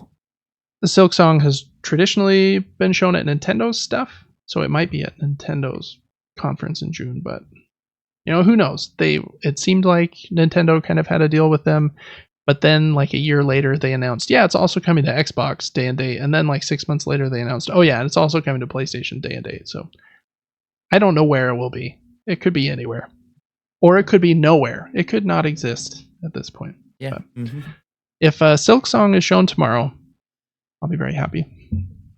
All right, that was number 1. So we've got the state of play coming up, or already happened for those listening. Next up, every month, this company called Circana, they used to have a different name that is escaping me at the moment, but it's this like analyst firm. They put together data on the video game industry and how well like the companies are doing and which games are selling the best. And it's always kind of interesting to me, as you know, I'm a data analyst, so I like this kind of stuff. So they announce a lot of stuff, but I've only listed 2 things here. So the best-selling games of the month for April 2024, and they list the top 20. I'm going to read them really quick, and then we can talk about anything that kind of stands out to you. So number 1 is Stellar Blade. Number 2, Helldivers 2. Then Call of Duty Modern Warfare 3, Sea of Thieves, Fallout 4, MLB The Show, Dragon's Dogma 2, Fallout 76, Hogwarts Legacy, EA Sports Football Club 24, Rise of the Ronin, Grounded, Minecraft, Madden, NFL 24, Princess Peach Showtime, and that's got an asterisk next to it because Nintendo does not include digital sales in their data they report to Circana, so that's only from physical Switch cartridges. Then Rainbow Six Siege, Tekken 8, Mario Kart 8, again, not including digital, Elden Ring, and Marvel's Spider-Man 2. So those were the 20 best-selling games for the month of April. Stellar Blade making a big splash there at number 1, which is I don't know, it's kind of surprising, but at the same time, I not. would say I'm surprised. Yes, I am a bit too, because it's only on PlayStation 5. I don't even think it's on PC. So that's a lot of units to sell just on one platform. Yeah, and I think a lot of people played the demo, and like I played the demo, and I was like, dang, this actually feels pretty good. But I didn't think it was like groundbreaking so good. I was so excited to get it. I never actually even paid attention to when the actual release date was. I think I know why people are playing that game. We don't need to talk about it. Yeah, they're adding a photo mode for that recently in the near future. So we know exactly why you're playing Stellar Blade out there, folks. Just what the game didn't need. Yeah, exactly. But yeah, I think that's a game where the demo helped it quite a bit. Yeah. Because there are some times where a demo doesn't help. You know, people are like, ugh. But I think that did give it a lot of buzz. A lot of people were streaming that demo. You streamed the demo. Yeah. And I think it, just kind of generated a lot of buzz. And it's Sony's, only like exclusive game in quite a while since Helldivers. And so just had quite a big splash. I'm kind of surprised. Helldivers 2 being at number 2 is still crazy since that came out, 3 months ago. So it's just crazy. The other on this list, they list what rank the game was last month, and I think that's really interesting too. So you can see like Sea of Thieves was number 4 this month, but it was number 55 last month. That PlayStation version selling a ton. Fallout 4 was number 87. Fallout 76 was number 159. It's number 8. Well, and my concern there is the game seems like it's free in so many places, so why are we purchasing it? You know what I mean? That's a good question. Yeah, I think it is free on a lot of subscription services, but that's not included here. This is sales. So a lot of people are buying it too. So people that don't have Game Pass or people that don't have PlayStation Plus watch the TV show, then they're like, "Frick, I want to buy this." That's cool. So yeah, tons of sales for Fallout. Yeah, and then Grounded as well at number 167 last month. So all of those ones I just mentioned, Sea of Thieves, Fallout 4, Fallout 76, and Grounded are Microsoft games, either from Bethesda or from one of Microsoft's other teams. And Grounded and Sea of Thieves just came to PlayStation. So getting big bumps from coming out on Sony's platform for sure. And then Nintendo is just funny. They sell so much and they don't even report their digital sales because they're just like, Circana, you can't handle how many games we're selling. Even though like Princess Peach isn't at number 1 and Mario Kart 8 isn't like, near the top, but so many, and that doesn't even include digital. It's nuts. They do include a list of the top 10 best-selling games by platform. So PlayStation's top 10, Xbox's top 10, and Nintendo's top 10. On Nintendo's, 8 of the top 10 games are Nintendo games. One of them's Minecraft, and the other one was Hogwarts Legacy. And then every other game is either Zelda, Mario, or the Princess Peach game or whatever. And so they sell so many freaking copies of their own games over there. It's nuts. What I think we talked about last week, like Mario Kart 8 has like sold like 65 million copies or something. It's nuts. They sell so much. All right, the other thing I wanted to just go through, the top selling games of the entire year. So this is from January through the end of April, plus or minus a couple days. But number 1, Helldivers 2, best-selling game of the year. Still is. It was last month as well. Number 2 is last year's Call of Duty, just to show how much of a behemoth Call of Duty is. Then Dragon's Dogma 2, MLB The Show 24, Final Fantasy 7 Rebirth, Tekken 8, Madden 24, Suicide Squad, Kill the Justice League, Hogwarts Legacy, Persona 3 Reload, EA Sports FC 24, NBA 2K 24, Marvel Spider-Man 2, Rise of the Ronin, Skull and Bones, Stellar Blade, already the 16th best-selling game of the year after just 1 month. Minecraft, Sea of Thieves, again getting a big boost from spot 42 to spot 18 based on that PlayStation version. Elden Ring and Super Mario Bros. Wonder, which is such a good game. Helldivers, man. So selling like crazy. I think they announced last week, was it like 8 million already or something? I mean, so many. It had to have exceeded their expectation of how well that game would do. Tremendously. By like a magnitude of like 10, I don't know. Oh yeah, they're having dance parties every night. Yeah, hopefully. I hope the people over at now I can't remember the name of the company that makes Helldivers. I hope they all made a lot of money. All right, so that was the Circana reports. If you like that kind of stuff, that the guy at Circana, I think his name is Matt Piscatella, he releases a Twitter thread with all of this data and 20 images of all of their data, and then he also reply tweets to that post this is what we learned about this is what we learned about this, blah blah blah blah blah blah blah blah blah blah. Very interesting stuff. All right, next one. Sony has their annual Days of Play sale every summer. I think they're usually around the beginning of June, and just a couple of days ago this year's started. So there's a few things included. The first one is there's a big sale on PSN with over 500 games discounted. Lots of big games. I'm going to read a few names here, but there were a lot more. I didn't scroll through all of it, even though I will finish scrolling through the rest of the list before I decide if I'm going to buy anything. Got Spider-Man 2, Final Fantasy 7 Rebirth, Star Wars Jedi Survivor, Rise of the Ronin. So Rise of the Ronin and Rebirth just barely came out. God of War Ragnarok, Last of Us Part 2, Fallout, Hogwarts Legacy, the new Avatar Frontiers of Pandora game, Alan Wake 2, Liza P, Diablo 4. All of those were on sale, and lots of other big name games. So check that sale out on the PlayStation Store.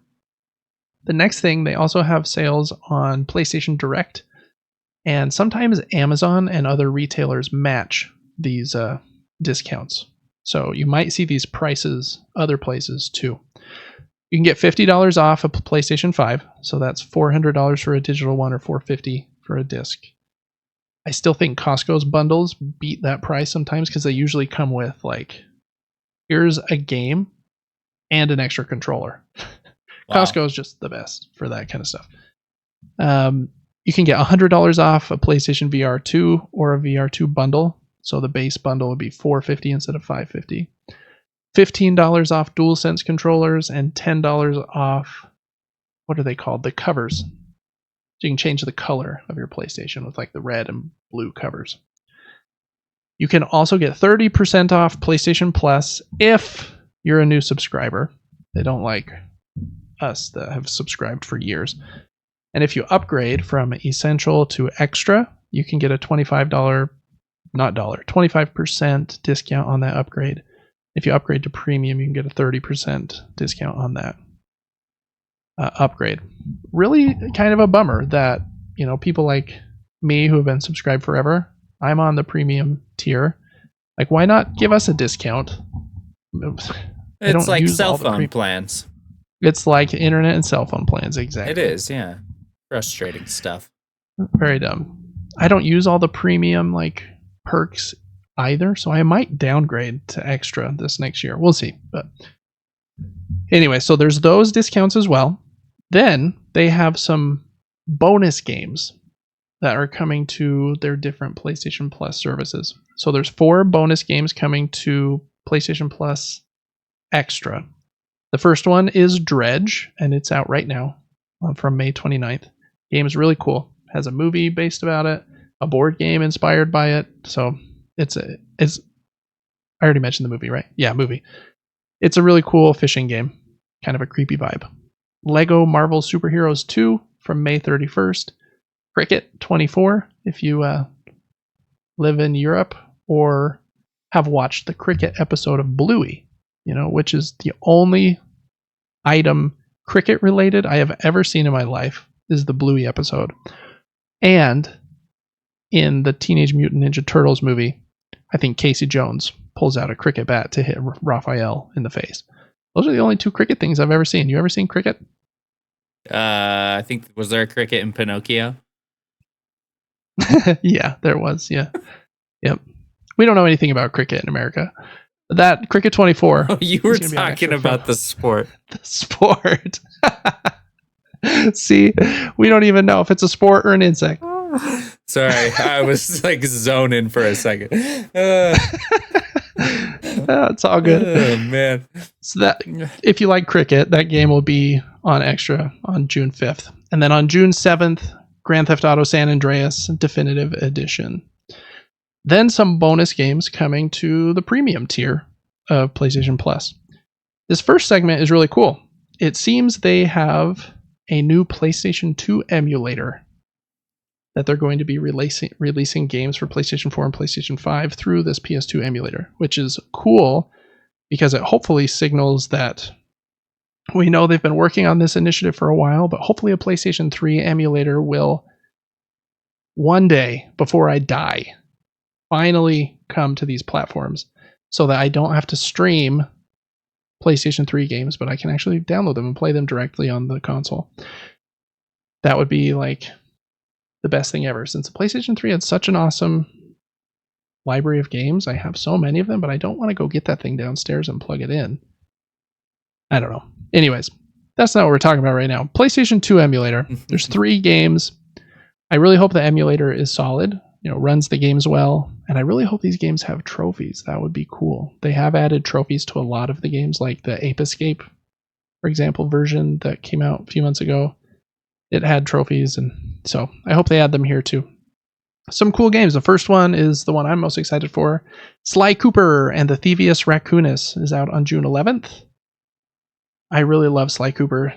I've played Sly Cooper 1, part of 2, and then I've played Sly Cooper 4, which is awesome. They're super awesome games. They were made by Sucker Punch, I believe, who makes Ghost of Tsushima. And you can, at least the first 3 were, and you can kind of tell because it kind of has the same stealth vibes for sure. And you can see the progression from Sly Cooper to Infamous and then to Ghost of Tsushima. Anyway, Sly Cooper is really great.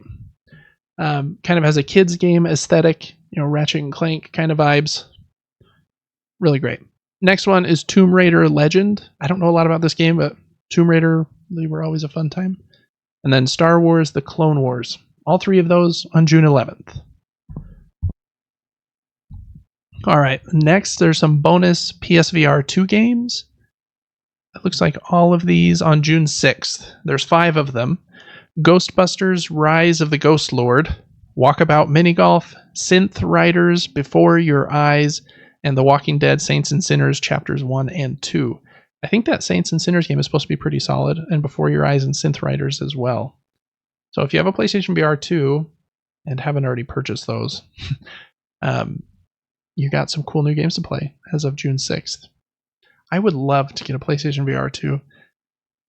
But, money is money. And even with a $100 discount, $450 is still a lot of those dineros. Yeah, that's more than the console. Yeah, it really is. All right, Devin, any of those bonus games or discounts or PSN sale games that pop out to you? I know I mentioned Liza P is on sale. I know that's a hit for Devin. Oh, one of my favorite games. So good. Which Fallout was it? I think they had sales on 4, 76, and 4's expansion content. I see. I would like to try Alan Wake 2. I think I would enjoy that game. Well. It's supposed to be way scarier than the first one. I hope so. Yeah. Cool. All right, so that is the Days of Play sale event going on.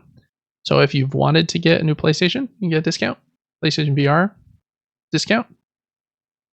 DualSense, console covers. PlayStation Plus, if you're upgrading, discount. So cool stuff. Unless you're somebody that already has a PlayStation and already has PlayStation Plus, then Sony gives you, the middle finger and says, no discount for you.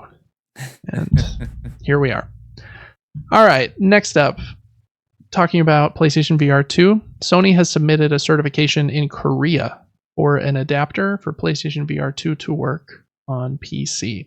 They mentioned this initiative a few months ago. It might have been on an earnings call that they want to get PlayStation VR 2 working on PC, which would be very cool because then I can, not just me, but we can use that on Steam.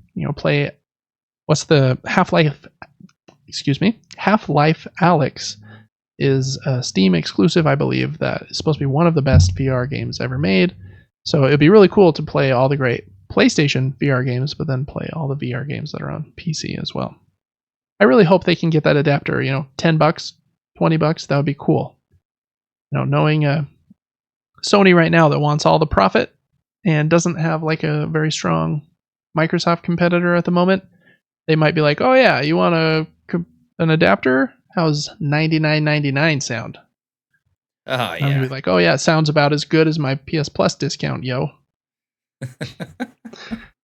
But anyways, that's a cool initiative. I'm excited for that to come to PC. Next up, Gran Turismo 7 is having an update on May 29th. So that's today, actually. So that was today. It's going to add 5 new cars, some new races and events, and more. The 5 cars are Honda Civic SIR 2 EG 1993. I don't know what a lot of those acronyms mean, but you got a fancy Honda Civic from 1993. Got a Honda NSX GT500 from 2000. A Nissan Skyline GTS R R31 from 1987. And a Volvo 240 SE Estate 93. And a Volvo V40 T5 R Design 2013. I do like the Skylines. Those are cool. That is a good looking car, and they should remake that.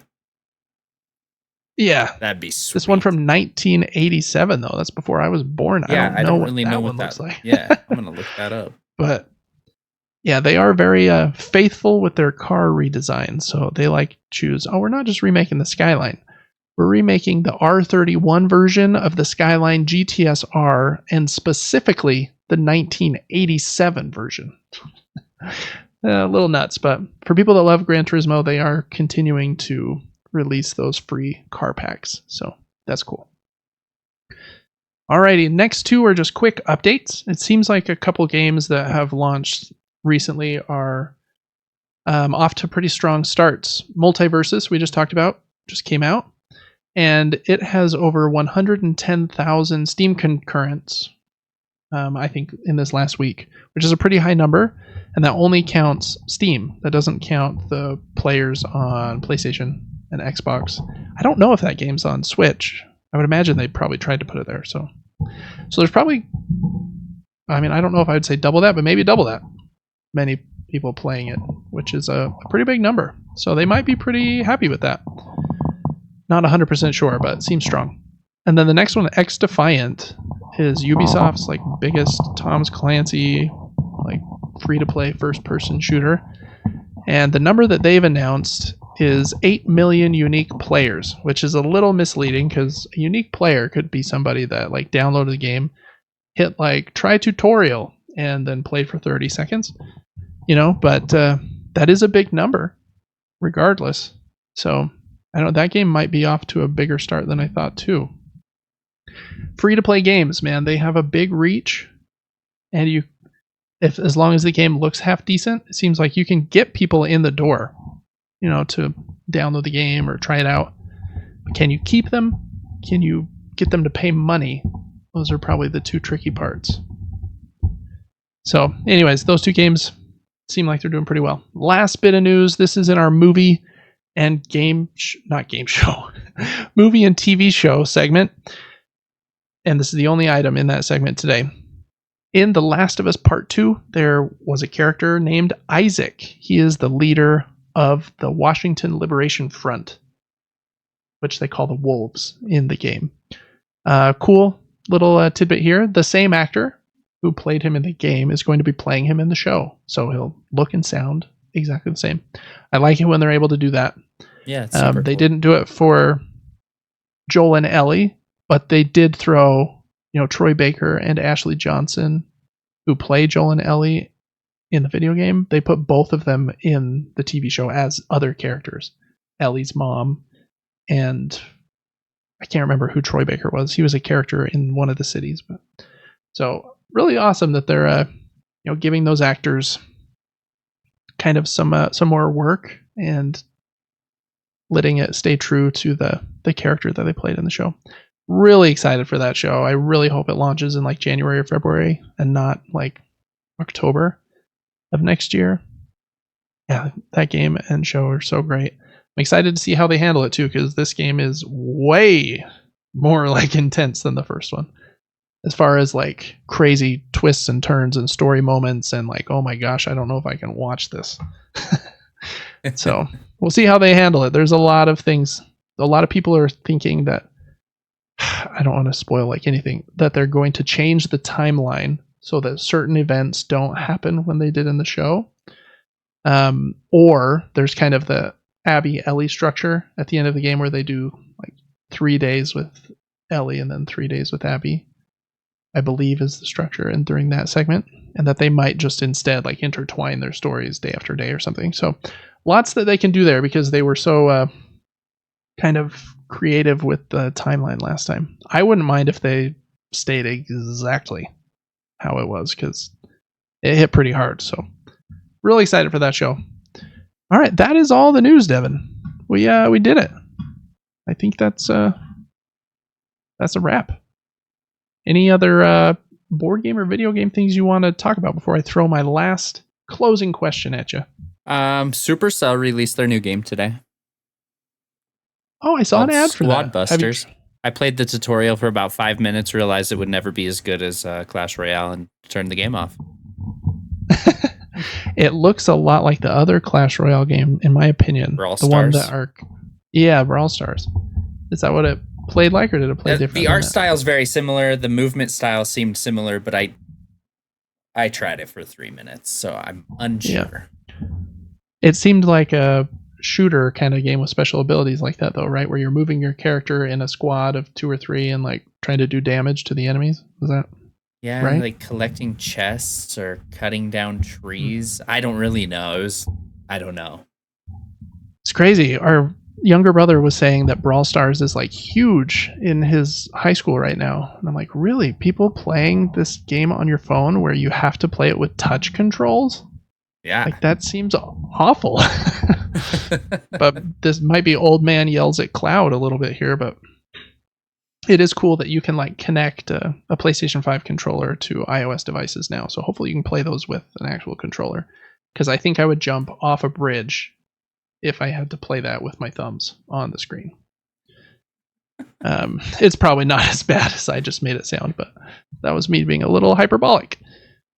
All right. Well, that was a good shout out though, Devin. That's yeah, I did see an ad for that today and I was like, oh, I wonder when that comes out. So look at you, all up to date on the Supercell. Oh yeah. All right, last question of the day. Today we're just going to do one question since it's kind of been a long episode, to be honest. I didn't think it would be, but here we are.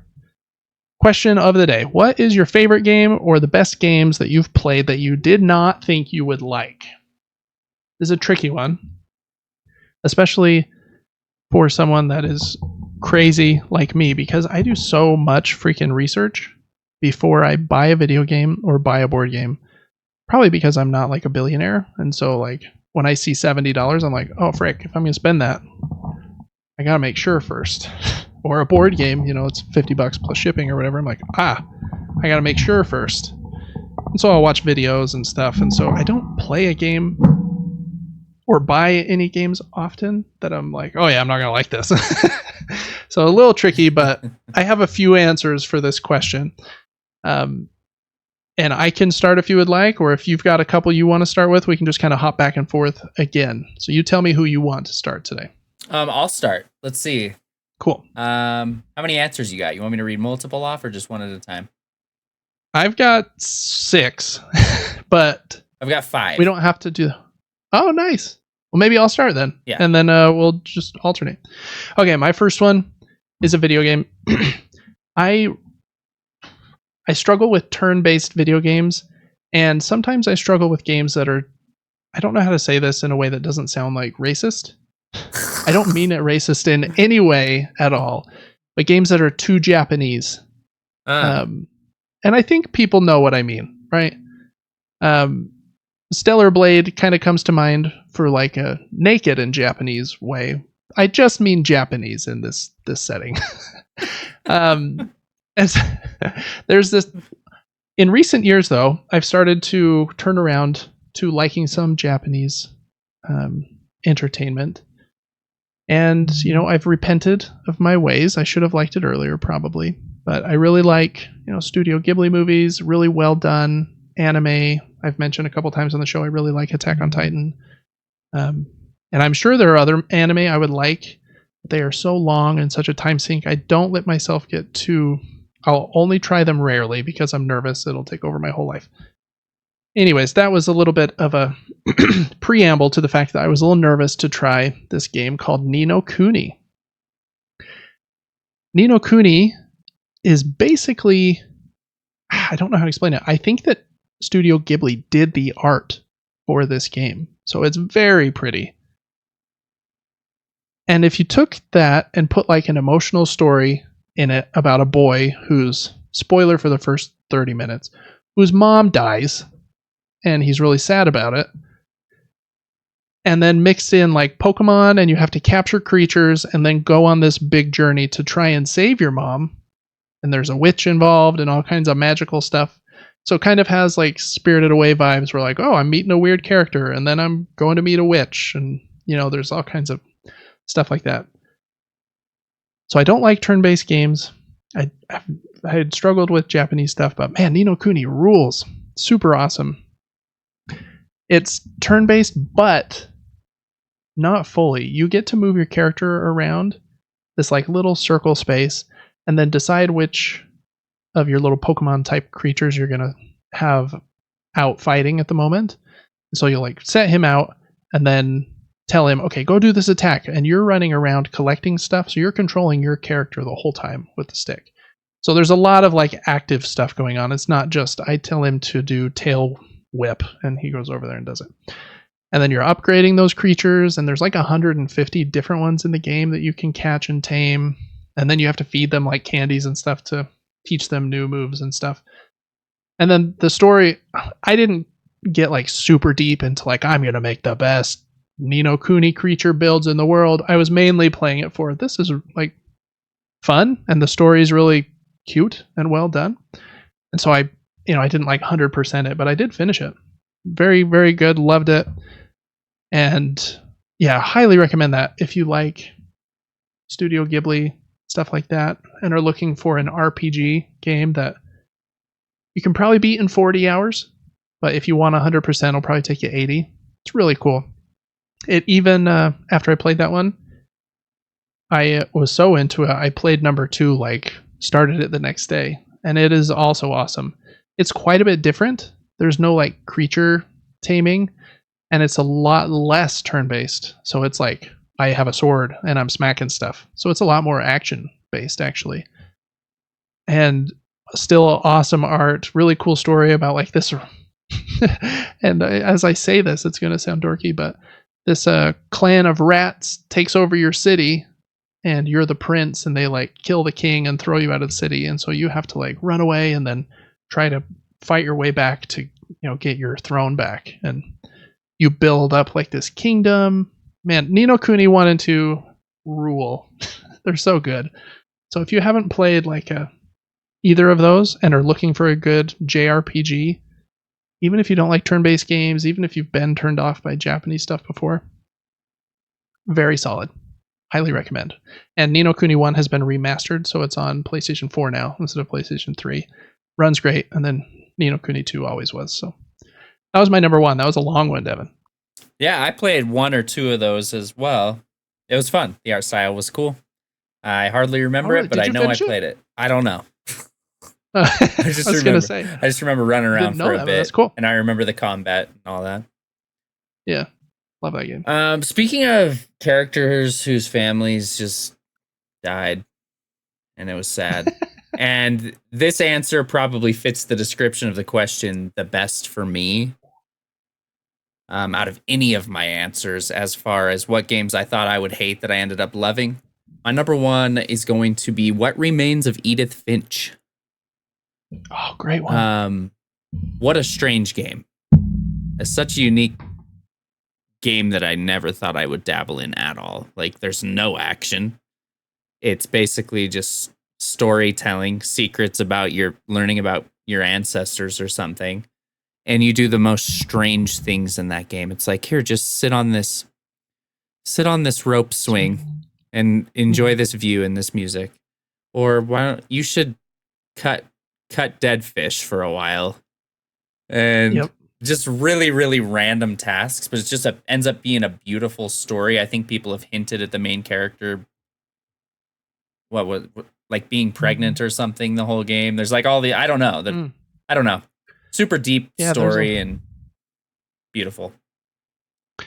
Really, I really love that game too. That genre of game sometimes gets called walking simulator because you kind of just like walk around to different rooms and maybe solve some light puzzles, and you're reading story segments. And a lot of people say that in like a negative way, like, oh, this game's dumb, it's just a walking simulator. But I think What Remains of Edith Finch is probably the first one of those that I ever really liked too.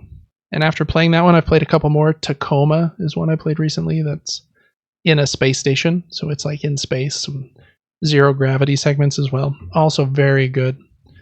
So I'm very picky with that sort of game. The story has to be killer. And What Remains of Edith Finch is a little odd and like halfway creepy at some parts. And I think the whole point of the game is that family has like a curse, they think, and all of like a lot of the family members keep dying, and so you're like reliving the deaths of those family members. So that girl on the swing fell off the swing into the water, and the little boy playing in the tub with his toys drowned in the tub. So it's like, boy. See, I don't know this stuff. I don't pay attention well enough. That part's a little morbid, but it's presented in such like a cheery and good way, and like the story seems to have like a good ending where she thinks she's broken this like family curse, I think. So very cool game. Really recommend that one. I hope I didn't just spoil too much of it, but even by me saying those few little bits, it's really playing through it and like hearing the music and experiencing the walking sim part of it that is the vibe. So great choice, Devin. All right. My next one, I'm going to do a board game next. This board game, back when I didn't have as many board games as I do now, I'd get an email from this board game shop called Miniature Market. And sometimes they have these crazy freaking sales. Like, we need to clearance sale. This stuff must go. This game is $2. This game's $3 for like a $30 game or whatever. So sometimes I would just buy like dozens of games for like $100 or whatever. And I barely get to that free shipping threshold, and I'm like, man, I got 25 games for $100. That's like a freaking steal. A lot of them not so hot. Had to get rid of a lot of them. This one I did not think I was going to like out of the stack of them, but it was $3, and I was like, my kid's going to like this game, so that's fine. It is called Yum Yum Island. Kind of a dorky name. You play as these different birds. Kind of remind me of that bird from The Rescuers, the sequel that they write on. And you're flying over this island trying to drop food down to these animals because this giant has come and eaten all their food. They don't have any food. Very simple game. You can play in, like, what does it say on the box here? 20 minutes, ages 6+. You could play with younger than that, I have. 2 to 5 players. Basically, you all sit around this island board, and there's all these animal pieces that you put out. And the animals are double layered because they all have their mouths open, pointed up. And so their mouth is like a recessed area. On your turn, you're going to pick up a bunch of different food pieces that are either green to show like vegetables, I think, and pink to show meat. But before you pick those up, you're going to take the little launch pad that this bird is supposedly like jumping off of to drop this food down to the animals and point it where you want to go. There's kind of this pointer on the end. And then you put on a blindfold. And with the blindfold on, you can feel the edge of that board to the pointer to know, okay, that's the direction I knew the animal was in. And then you have to grab some food with one hand off of that little spot and then move your hand forward, whatever you think the right amount is, and then drop it, hoping to get the food in that animal's mouth. Any food you don't get in the animal's mouth goes in the giant's mouth. And if the giant gets too full, it means he ate too much of the food and you lose. Before you take your turn, you roll this die that determines if the other players can talk to you or not. Usually they can. So after you pick up some stuff and start to move your hand, they'll tell you like, okay, go forward a little bit more or go down a little bit more. So they can help you move like left and right, which is a little tricky with kids because you tell them left and they move their hand right, but still fun. Very simple to play that way. You're just dropping stuff and hoping it lands in the animal's mouth. It becomes a little trickier because if you bump anything with your hands, then you have to drop the food immediately and you don't get to move your hand anymore. And there are 4 trees like standing up in the play space. You have to be really careful about where you put your hands, and you're just trying to drop this food. Very simple, like obviously not the most complex or deep game in the world, but for 15 minutes of fun, I imagine this would pair well with, adult beverages that I don't, condone, but also pairs really well with a family game night, to just have some fun with your kids, laugh, and drop some stuff, put some fun blindfolds on. So if you can find Yum Yum Island on a sale like that, I think it's a hit with kids. So that was my next one. Yeah, I've never seen that game. It looks funny. My number 2 is, I'll just do my other walking simulator I chose. It's a game called Firewatch. I thought I'd hate that game, and I don't hardly remember, but I do remember I was like, dang, I honestly enjoyed that. I think you have like a walkie-talkie. There's like some watchtowers. You're in the forest. I think it's like a loneliness simulator kind of game. Do you know much about it? Yeah, I've played it. Oh, okay. I really liked it too. The art style especially has like that funky, like Pixar looking vibe. And yeah, really fun. I thought the story was awesome and I was really digging the entire game, but I did not like how it ended. And I think that was maybe the point of the game, was that it didn't end in the way that, like, I think it was kind of building towards and everyone wanted to, because you're talking to this woman who's in a different tower over the walkie-talkies, and you're kind of building this relationship with her, it seems like. And I won't spoil it, but yeah, very fun. You like have to go out from your fire tower to like stop some kids from like vandalizing, and if you explore enough, you can find these like funny turtles like scattered around and stuff. But very much a story game where you're walking a lot, doing some little things along the way, opening some little puzzles, but yeah, talking to that other character through the walkie-talkie is the majority of it. Yeah, really liked that one. Again, wish it ended differently, just for like the person in me that likes like the clean, perfect ending where everything works together for the person, but that's not how that game ends. as like a mild spoiler. You come to the Super Game Brothers podcast to get everything spoiled, so there you go. Cool. That's a good one though. Good choice. My next one for a video game is a Metroidvania game called Cathedral, and it has very pixely art, kind of Castlevania vibes. You play as this knight character, and again, I got it on like a sale for super cheap, and I was like, I'm just really wanting a Metroidvania, and there's not like a super one out right now.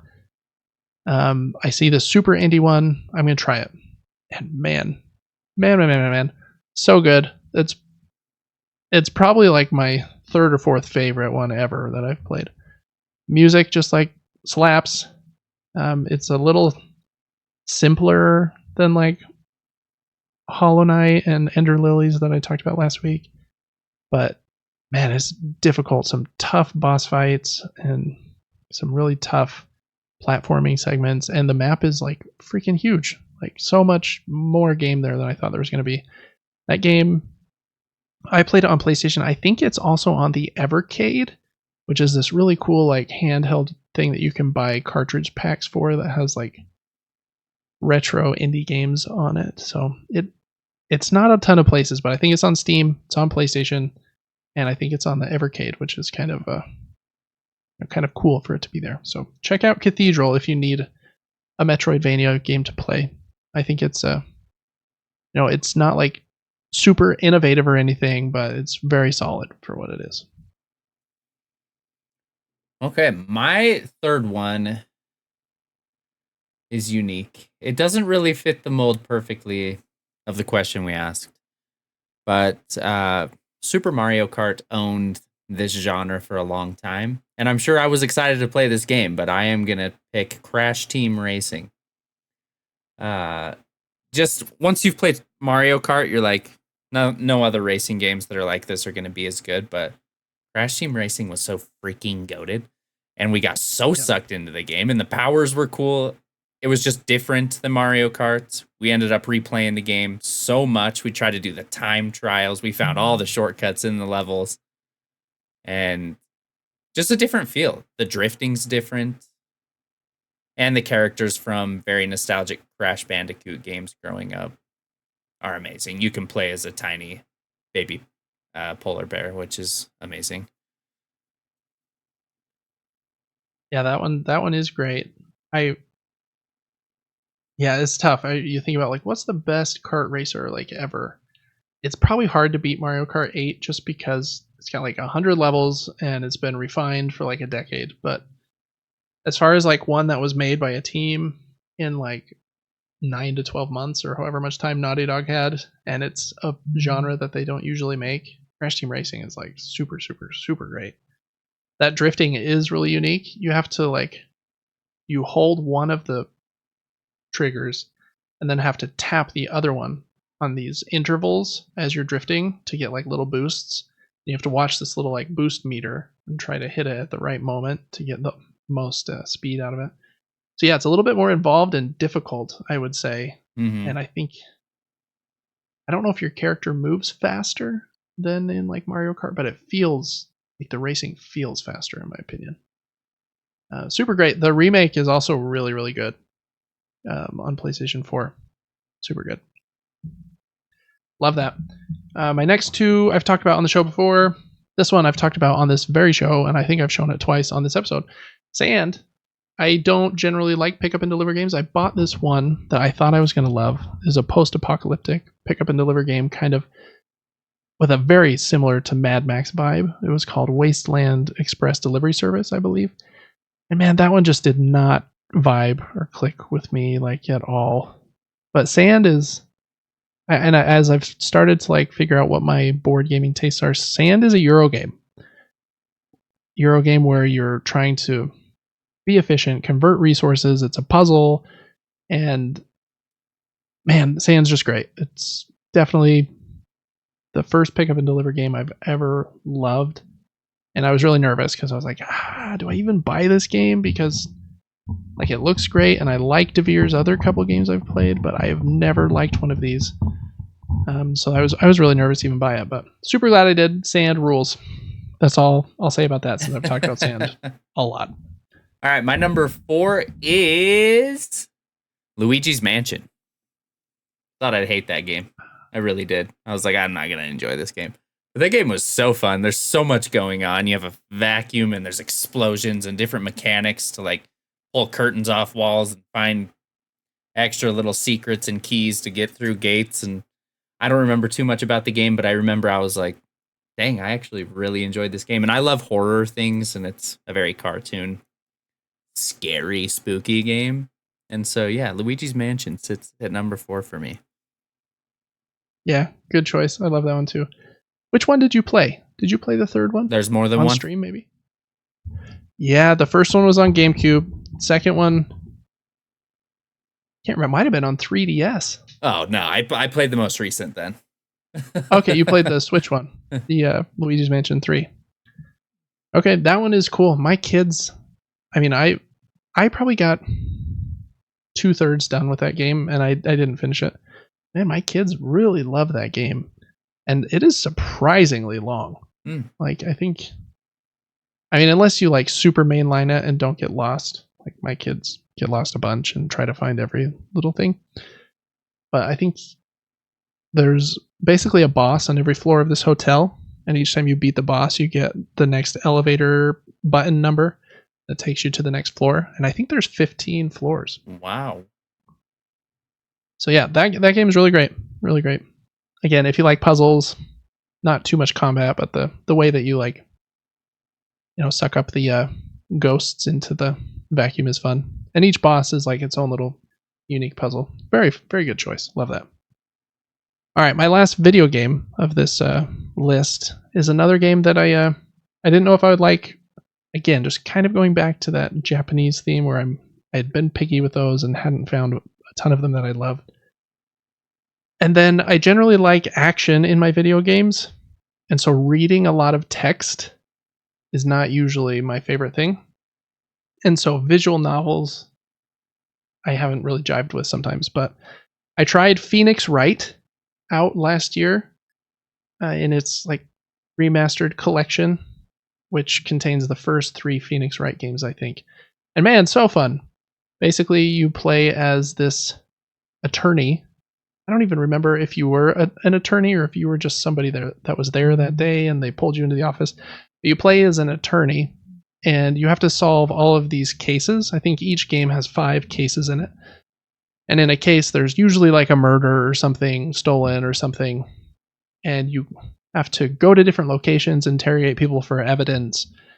And then the big kind of climax of each case is you go to the courtroom for the trial, and then you have to present evidence.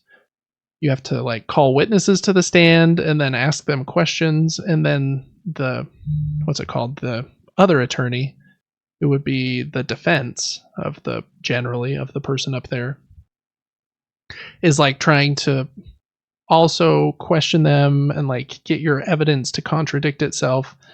And so you're trying to win the case by getting your client, either off the hook or whatever, and find the truth of what really happened in these cases. And yeah, super, super fun. The only thing I would say that I didn't love about this game is it really is a visual novel and it leans into it hard. And so sometimes there's a lot to read. Like, I think each case is probably like 4 hours long, probably give or take. You're doing quite a bit usually. You're like traveling to different locations, talking to a bunch of people, then you travel to a different place, find more evidence, then go back and talk to somebody else, and they know something new now that you got the other evidence. And so it can be a little long, and you're like menu hopping a lot to like get to the different locations and stuff. So again, it kind of shows its age a little bit that way, with the menus and like quality of life stuff not being perfect, but super fun. Just like a fun courtroom drama with some anime vibes, and there's kind of like this little love story-ish between like a couple of the people, and it's a fun time. So that is Phoenix Wright.